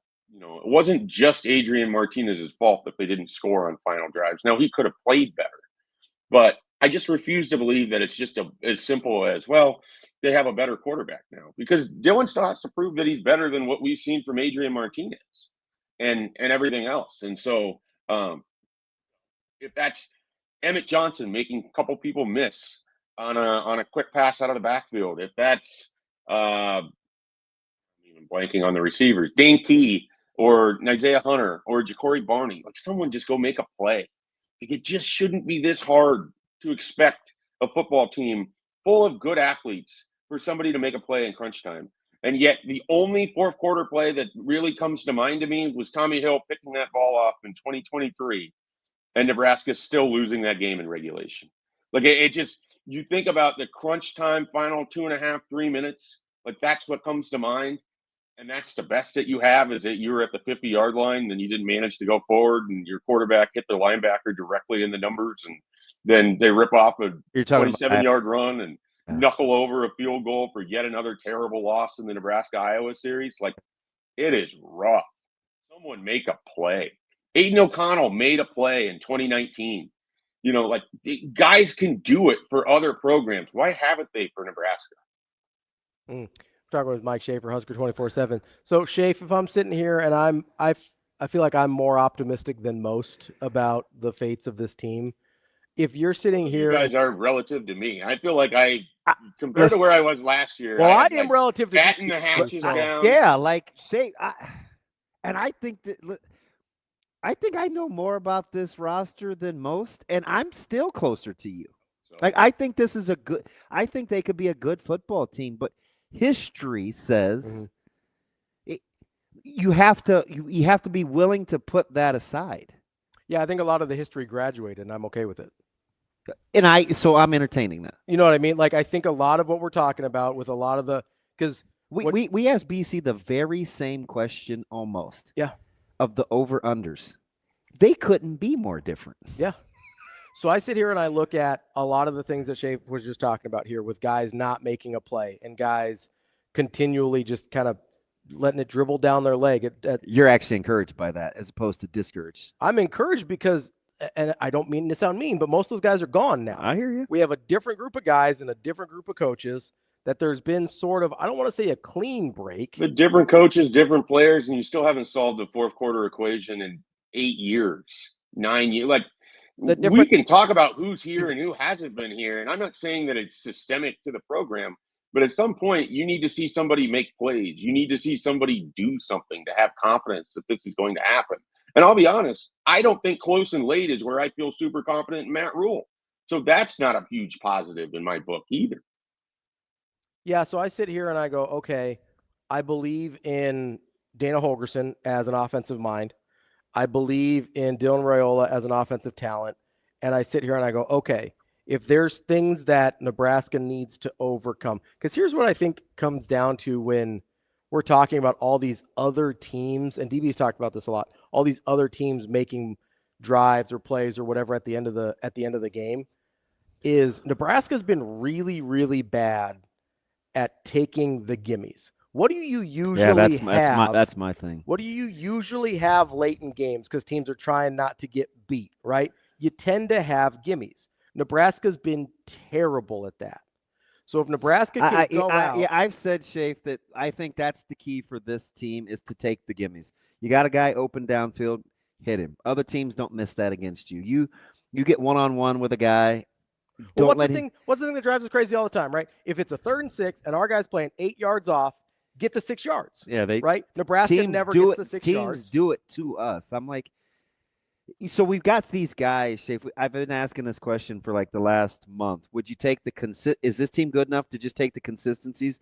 Or is this team you're thinking, well, these other teams are consistent. They need to make these 3 or 4 plays a game to set themselves apart. You sound like you're more towards the 3 or 4 plays a game to set them apart more than just being consistent. Is that accurate? I think so. That's like TK and those guys. That's what they think. Make a couple more plays. So I sit here and I go, okay, for the teams that I need to get ahead of, I think Nebraska's talented enough to just be more consistent. Now to get into that's Illinois, yes. That's Minnesota. All the teams you mentioned that aren't Oregon, Penn State, Ohio State. Everybody else, and maybe Michigan, but everybody else, if you just give me Nebraska's roster and they can play at a consistent level where they do not pee it down their leg, I will take that for the 4th place. There's cases. But what makes you think that happens outside of just expecting that things look different because of Dana Holgorsen, who was there for the Iowa game, and it wasn't, I don't want to make it seem like it should have been better than it was, but I think we've fallen into this trap every year where Nebraska has more talent. They just need to do this one little thing. That's all it is just one little thing. And then they don't do it. And then they don't do it. And then they don't do it. And then they don't do it. But it's still that one little thing. Nebraska's had more talent than Illinois every year for the last decade in the sense of, actionable players that if you ask which roster would you rather have. But yet when the chips have been down in 21, they lost. They almost lost in 2019. They got smoked in 2020. They lost here in 2024. I mean, you talk about the gimmies, like it's 4th and 1, and Nebraska's play there ends up being like a toss into the end zone for its 5th string tight end who happened to be on the field on that play, and it wasn't even the route that he was running. So, again, like, talked about this for a decade, and I'm sort of at the point where it's hard for me to believe that just because this new subset of players are in here, that it's just going to go right for them. And I know that's dumb. I understand that you can't just assume what happened in the past is going to happen in the future. I said just as much last year. I just have a tough time getting past the idea that we haven't had this conversation every year for a decade. They haven't shown any reason for you to believe that they can consistently do things. They haven't shown any reason for you to believe that in the 4th quarter, they're going to take the easy wins or the gimmies or make the plays. So that's where I think so much of my pessimism stems from, is that it doesn't feel like it's going to be markedly different than it would have been in 2019. where they gave away so many close games than it would have been in 2021, where you go 3-9 with all of those one-score losses. The roster seems better. We don't know in actuality, and there's not a ton of returning production either, or production that's happened at Memorial Stadium with players that are wearing a Nebraska helmet. So you have to really kind of talk yourself into it. I'm just not doing that. Sorry, I went on a rant that nobody asked for. No, that's what you're here for, right? I guess. Somebody's got to combat my sunshine pumping, I think. Well, and normally I don't feel like I'm that guy. I really struggle with the idea that this team is what's going to break through the mold, because I don't know what it is that I am missing that everybody else, like, and it's not just you guys. I had this conversation with Michael Severe. I've had this conversation with other media members, and I just feel like there's something that is my brain is not comprehending, or my eyes aren't seeing, or my ears aren't hearing, that I'm just missing the boat that other people that seem to be very excited about this roster. And I just can't get there. And I don't know if it's a defense mechanism. I don't know if it's just 8-9 years of just seeing the same thing play out over and over. I don't know if it's that I just don't believe in the coaching staff because I haven't seen it work yet. I'm not sure what it is. I'm just talking literally out loud through my thought process. That's what I'm doing. Incredible radio. Or podcast, whatever it is. That's my favorite type of live sports show here. So here's where I think the difference is for me, Schaefer, is I'm operating, and I just realized this in real time as you were talking.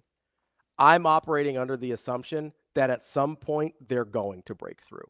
Like, I've sat here for however many years and thought this cannot continue forever. I refuse to believe it will continue forever. So I'm operating under the assumption that at some point it's going to change. And if I start there and then I look at the roster and then I look at the coaching staff, I go, yeah, this could be the team that does it. Now, if you're not going to start from the place of eventually this is going to change, then I get where you're at. I do. Because and I don't know that I was here up until this season. And I think last year took a lot out for me because it felt like they were a 9 or 10 win team and they just gave those away. And I want to know how they go from a team that gave away 3 or 4 wins to being the team that now wins those games. Like, what empirically is different about them besides a few different pieces on the field and maybe Dana Holgerson having more time there. Otherwise, I just have a tough time believing that this team is going to be that much better than last year's team. I mean, this might be the first time in Nebraska's history they've had a first-round talent at quarterback. So that matters. I mean, if we're I don't know if maybe you don't remember that 2017 spring Tanner Lee buzz, but I know we keep talking about Nebraska's more talented, but can I just sprinkle a little? Shane, hold on real quick, my man. Can I just sprinkle a little reality on this deal? You got to go at guys getting drafted? Yeah. Yeah, go for it. So I'm not even going to give you last year's draft. I'll just go 19 to 23 because of the Minnesota and Iowa discussion. You know, Nebraska, Schaefer, is tied for 5th. They hold the 15th spot all alone by their lonesome with draft picks. Do you know the 3 schools behind Nebraska at 16, 17, and 18? In the Big Ten? In the Big Ten. From 19 to 23. I'm trying to keep it current so we don't get all the way mucked up. Okay, Indiana? Is 1. They're 18. Who's 17? Weird that I want to say this, but I want to say UCLA. Is not. Okay. 1 is out. I think the Northwestern. Correct. Yeah, that's one. Okay. And was that the obvious one? No. I don't know that there's like a. So the other one is Rutgers. Rutgers, yeah. Okay. Do you know who's ahead? I feel like Rutgers has like a pretty steady diet of like 2 to 3 players taken on day 3 by Bill Belichick every year that he's been a head coach in the NFL. So Northwestern since 19 has had 2 years without a player drafted, but they also have 2 years where they had 4 and 3 respectively. And they have 8 total. So they had 2 years where it's like they did the bulk of the work. Nebraska hasn't had a year outside of 2022 where they had more than 3. Do you know who's ahead of Nebraska? Purdue. Michigan State with 11. Illinois with 11. Purdue with 12. Maryland with 14. I told you this the other day, and you laughed at me with Minnesota. Minnesota has almost twice the number of players drafted than Nebraska, and that's fine, right? So I just think it's funny that we keep talking about teams we're supposed to be better than. The draft tells us otherwise. But here's the big difference we're talking about here, and this is why it's important that we talk to Schaefer and the guys from 24/7 all the time. The difference is Nebraska gets better players on the front end. Those programs churn out better players on the back end. I 100% believe that development is part of the discussion. That's the thing. And that's what you're hanging your hat on. That Nebraska's been so bad at development that if they just stop sucking at it, then all of a sudden things change. And I think I think this turnover suck at it. And they're clear. And the turnover. Yeah. I shouldn't say clearly. The attrition. It just seems like it's a better staff on paper. Yeah, I am willing to. I just want people to understand the talent discussion. Listen, I do understand the talent discussion, but I think there is a huge difference between bringing in talent and actually getting something out of that talent. Understood. Nebraska's been it's a very two-pronged approach. Yeah. Schaefer, Look at you guys that versus the recruiting stats coming in. Oh, I know. The disparity is enormous. It saddens me. Sorry, Schaefer, go ahead. Do any part of you guys struggle with the NFL discussion in terms of talent because what they're looking for and what they want isn't exactly the same thing as collegiate players? Like, give me John Bullock every damn day at linebacker, and I don't care if he didn't get drafted. But I will say this, Shay, because you know what's funny about that discussion? See, this is why we vibe. Even more people think he's more negative than me. We think a lot alike. Bullock is my number one player on the undrafted list to make a roster. I completely agree with you. And I also look where he went. He went to Little Nebraska down there in Tampa. I also asked Ravi, we have to be prepared going forward if we're going to continue to make this correlation of development in terms of players drafted, because I think they're two different things. I think it's an easy way to look at it. I don't like it. I don't think it's though. super linear, but I do think it's the easiest way. But what do people always drum it down to, Schaefer, especially in your industry where you talk recruiting and then rankings, is people they interchange the development piece with guys getting drafted.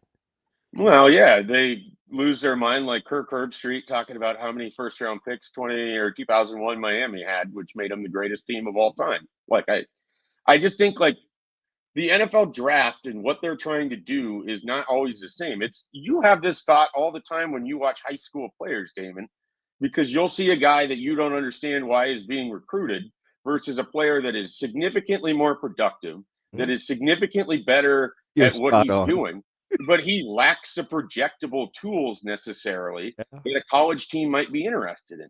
Braylon Prude is in Nebraska's 105. It's not even close. He is 100% safe on a roster, and nobody had less high school production than Braylon Prude, who barely played for Shadow Creek.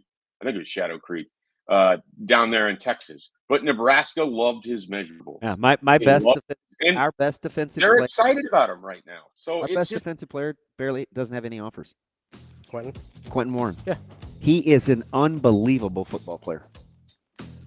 Unbelievable football player. Always that when we have this discussion too. Sorry for running long, and sorry for all the it's not rants. even really long because I wanted to get to Jace Reynolds, but I guess Ravi and I will talk about Jace Reynolds by ourselves. I was gonna say we'll get back to it. Good stuff as always, Schaefer. Always appreciate the conversation. We'll talk to you soon. Thanks, Schaefer. All right, guys. Thank you. A lot. Well, there's a ton in there. We will be back in just a minute, switching gears to NHL and maybe the greatest playoffs going, NHL Stanley Cup playoffs with Luke Fox from Sportsnet. Coming up next year on Hurrdat Sports Live. We will be back.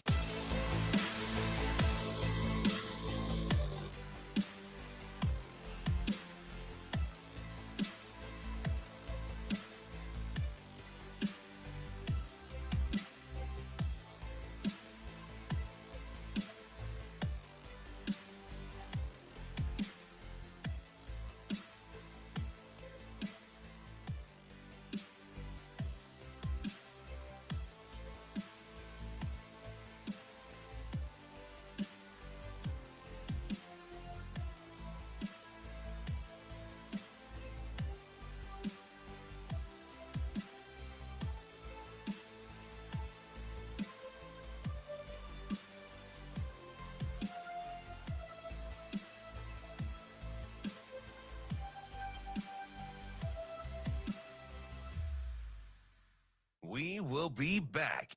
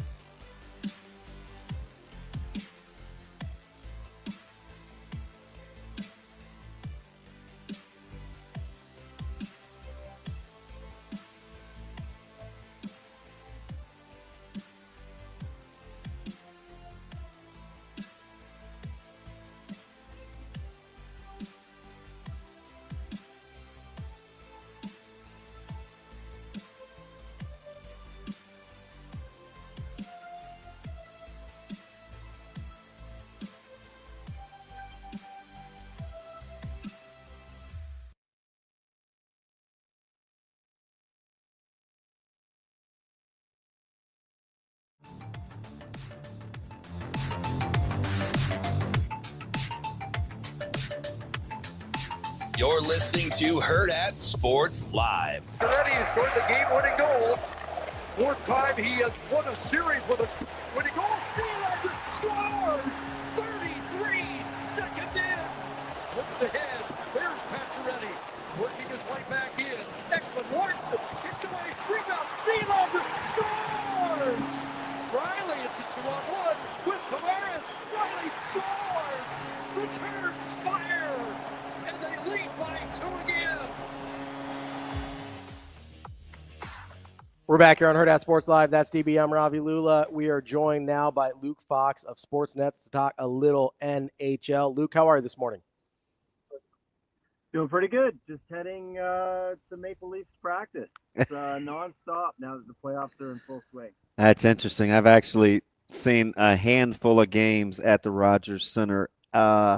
Even though I'm a Pens fan, I was a victim of circumstance watching those hockey matches. I got to start there, though. I was a little surprised. I picked Florida to win the series. I thought they're a little grittier, a little more cohesive. But Toronto is so capable because of the explosiveness offensively. How much are you going to take away in game one with the scoring that you think is portable for the series? Yeah, it's huge because the last time these teams faced in a second round, the Leafs just couldn't score at all. That was their biggest issue.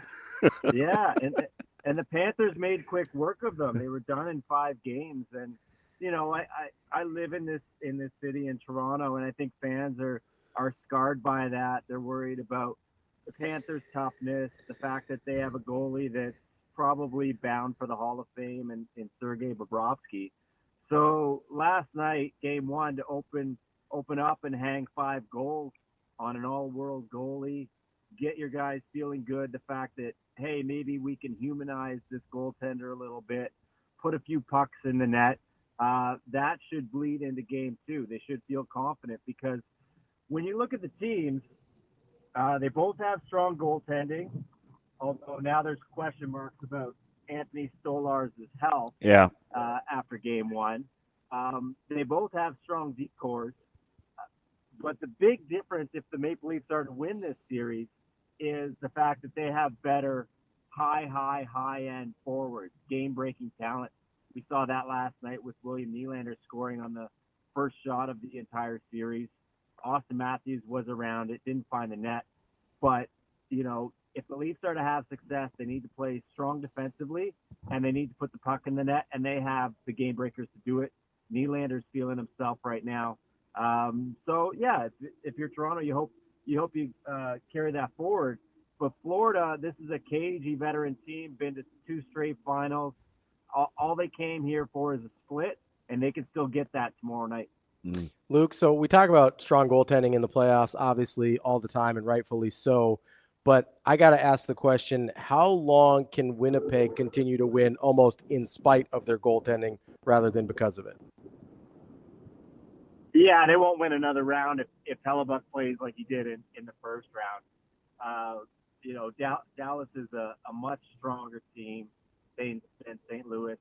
Plus, it looks like they're getting 2 of their best players back and healthy that were absent in round one, and that's their top goal scorer, Jason Robertson, and their best defenseman, Miro Heiskanen. They should both return in round two. The Jets got away with one. I mean, thrilling theater. That game 7 was fantastic. I can't recall a team, rallying the way the Jets did so late and then finishing the job in double overtime.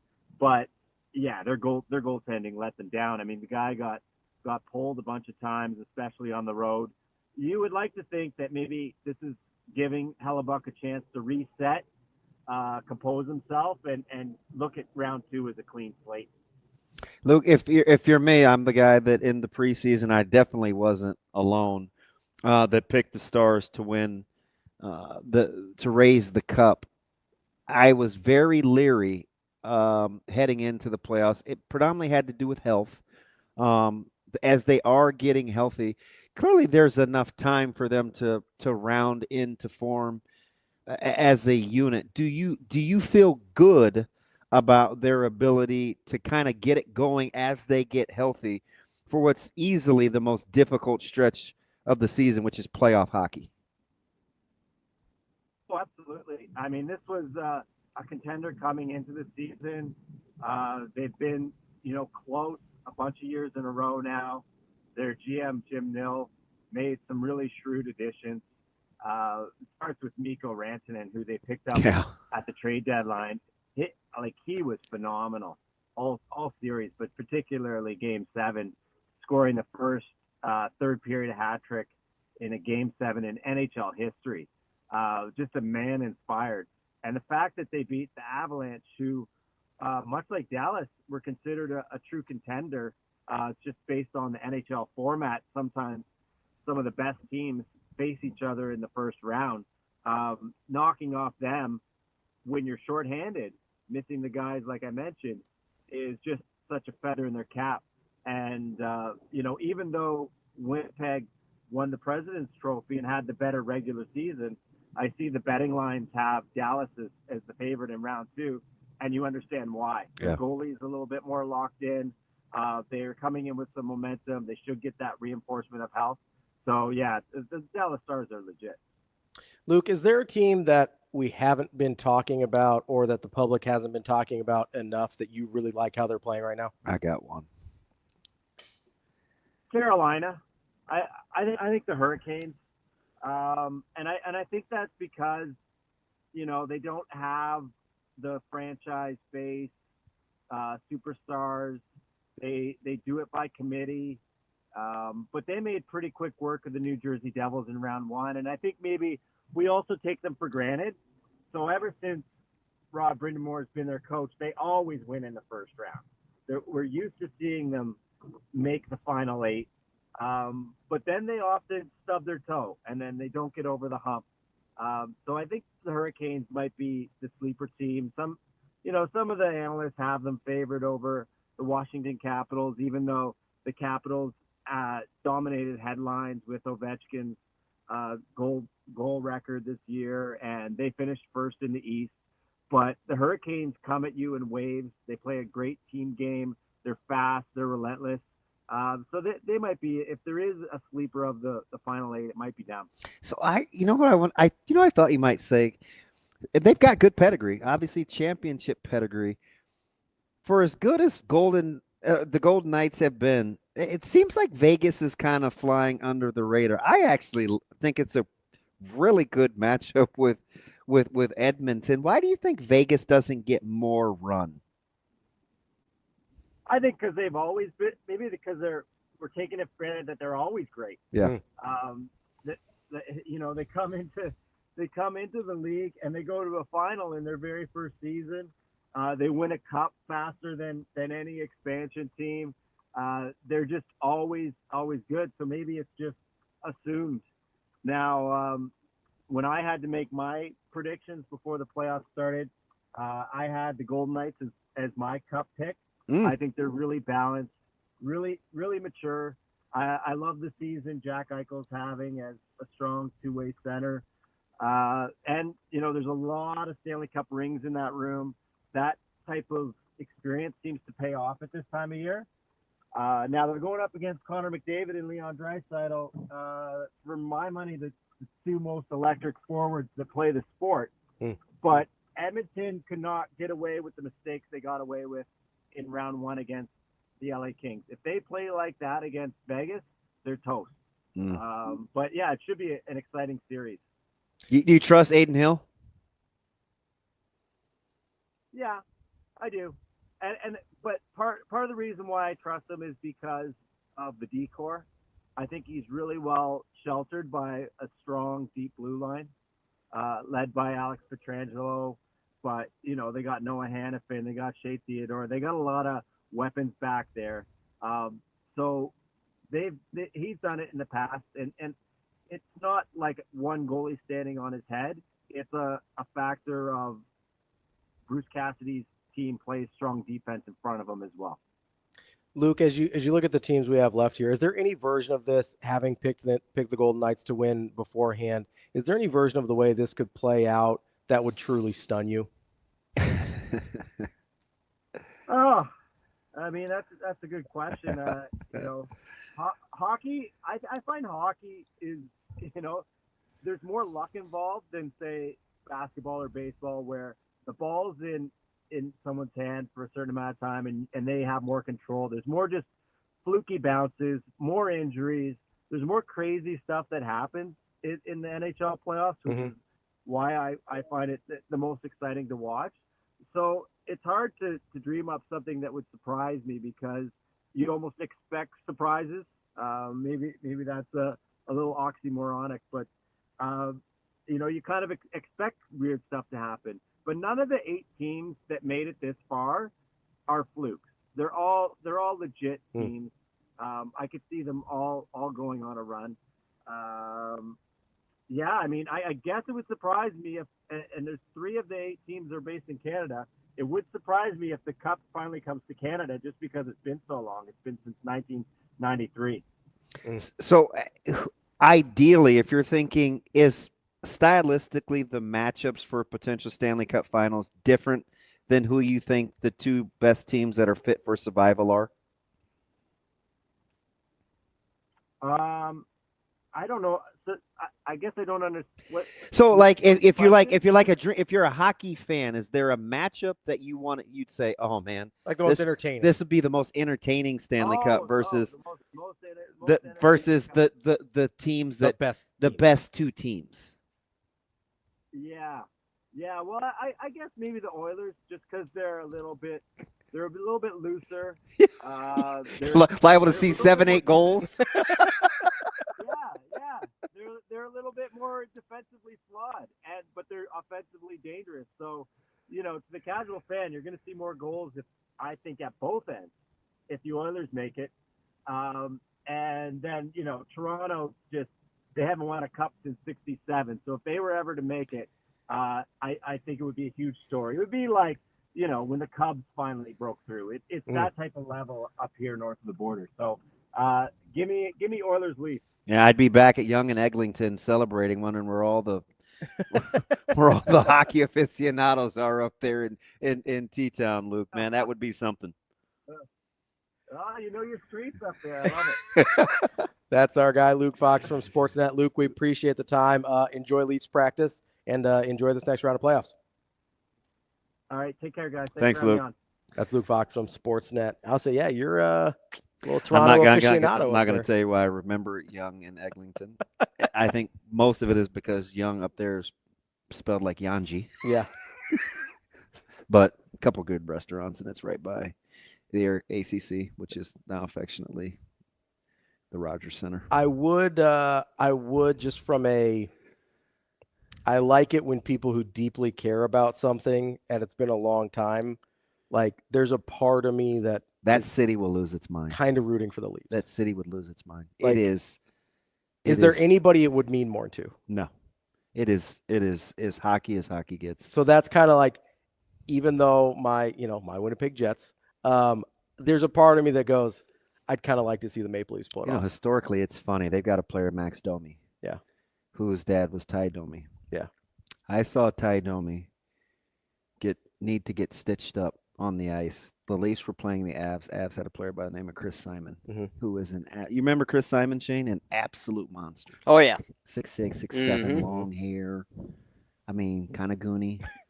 Ty Domi is like 5'9". Yeah, little guy, but tough as nails. I mean, just get whooped on the ice. And one of Matt Sundin's last games, who was maybe the greatest Leaf of all time, at least fan favorite up there. If a Canadian, and now his son is playing. Mm-hmm. That's crazy. Yeah. If a team from north of the border wins, the celebration is going to be epic. Yeah, it's going to. So what? So who was the? So it's going to crush. It's going to crush the Washington one by far. Yeah, I'm trying to figure out between Winnipeg, Toronto, and Edmonton. Edmonton's a little more farmy. Edmonton's clearly the one you'd have the least faith in. No, like that would. I'm talking about parties. Oh, okay. Toronto would be the biggest. Yeah, because Toronto's like New York, right? Basically. Like that's, that's the corollary. And you're talking about. And they may not shoot. They got to have 4 million people. They wouldn't stop. They go for like a week. And they drink. They can drink a ton. Well, they are Canadian. That's a like. I remember that's the only time. Like I went through a little bit of a beer stretch. And it was during your Canada days? It was Labatt. Greater than Molson. Not kidding you. TK, I think at some point it's going to go to Canada.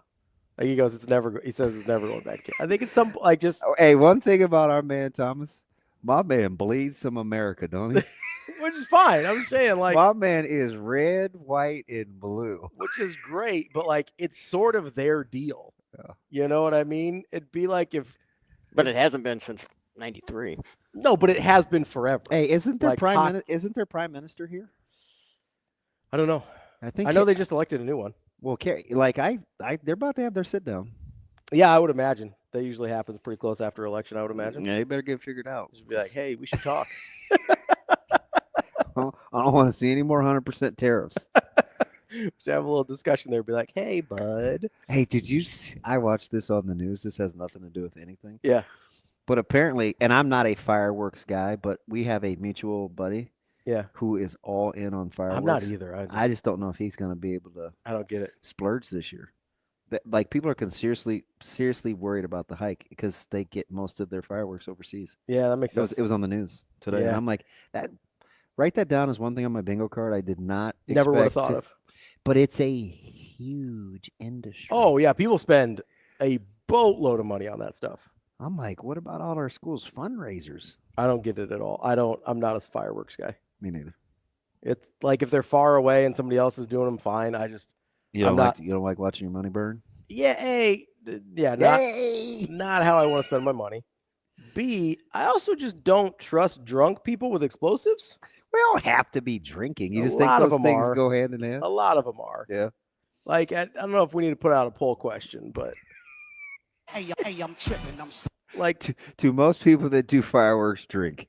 Like I'm thinking do 4th of July, do fireworks and drinking, alcohol consumption go hand in hand? Yeah, on the 4th of July, absolutely. Yeah. I don't think there's a lot of people out there blowing stuff up in my neighborhood at midnight that are like rock hard sober, you know? Like I don't think that's really what's happening. Yeah. That's just my guess. I'm making some assumptions, you know, but isn't it crazy how close that is? That's 2 months away. I know. It's coming up here. It's sneaking up on us. Yeah, very much so. I just I don't know. I don't know that I believe TK that the Stanley Cup's never going back to Canada. Well, I got to get him back on the win streak too. Pirates. The Pittsburgh Pirates. Yeah. Pirates. You getting a winner there? Lock it up. Lock it up. No, you're exactly right. I know, Marcus. I know, Marcus.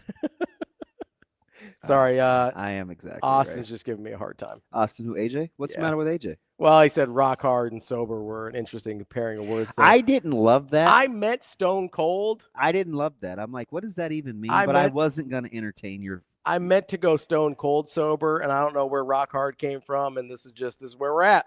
Yeah. This is where we're at. My man said kids are usually lighting fireworks. Dude, I don't know what neighborhood you're in, Wheedler. I don't know. But every time I've been to like I don't know, drive up and down these streets. It is adults, and they're kind of like they're giving the kid the sparkler as an excuse, and then it is grown-ass men lighting their money on fire. That is Timos. That's what I mean. Who is the fireworks king? Like although he's chilled lately. These are grown men, like middle-aged men lighting their money on fire, and then they give like a sparkler or a smoke bomb or something to the kids. That's not bad. That's better. At least there's some responsibility there. Instead What are you of, talking about? How is drunk middle-aged men better than children? Neither one are great. I mean, you want like a 7-year-old like lighting off those M60s or whatever they drunk are. people and children have about the same level of aptitude in my mind. What? Whatever those, I think an M60 is made up. Is there a thing called M80? I know. M80. My man said M. That's something I would say. Well, he's a little shorter, so he got the smaller version. The Good M60. morning again. An M60, Shane. I mean, do you want like third graders lighting those things off? I mean, like I said, drunk people and children have about the same level of aptitude, so it's like half a dozen. Rico makes a good point, though. He's like alcohol, fire, and explosive. That's America. Don't forget food. Oh, and people do eat on the 4th. That's what I mean. Surprise, surprise. No, It's one of my favorite. Big hot dog holiday. Yeah. Speaking of which, how good does it smell in here all of a sudden? Yeah, they must have started. They must have fired up the old grill. Yeah, it's Fired up the kitchen back and there. a lot of people are here. Like, why are all these cars here? Do you see that truck just come whipping around that corner? It reminded me of Sasha. Just whipping that thing. Man, she does come in hot sometimes. I mean, hot. I was like, that thing is on 3 wheels. It's usually because some of our idiocy, we couldn't figure something out. I like how she slowly explained the white balance. Yeah. Did you feel dumb? No, because I needed to know. And if she went any faster, I wouldn't have got it. Hey, look who's back. Get a little stank. Yeah, I don't. Yeah. That's our biking guy. Is he? Yeah, that's where this. He explained this. Like, where were you? Have the memory of a guppy. I know. I just flush it as soon as the show's over. Gee whiz, he walked us through that whole thing. Yeah, it's been a minute. He said if they eat, how drunk can they really be? I don't know. Ask T-Mose, Mr. Electric Lemonade and IPA beer guy. Reed Austin's. He's got issues. Can I put that up? I'm going to. White balance. Does that mean I'm back on the show? Oh, Lordy. Wow. Lordy. Wow. I ride for that guy, too. He's out. He's back out of the club. He's out of the club. Kicking him out. Go call Rico. Get him in. That isn't helping his case. I know. That's the show for today. That's DB. I'm Ravi. Lulla reminding you, make sure you get out to centrusfcu.org. He's nuts. No matter what you're looking for. You need somebody that's not as nuts as Austin when you're talking about your finances, and Centrus has you covered. No matter where you are on your journey, they'll meet you where you are. centrusfcu.org to find out more. That's DB. I'm Ravi Lulla. We will be back tomorrow on Hurrdat Sports Live. See you. Have a good day. Love you.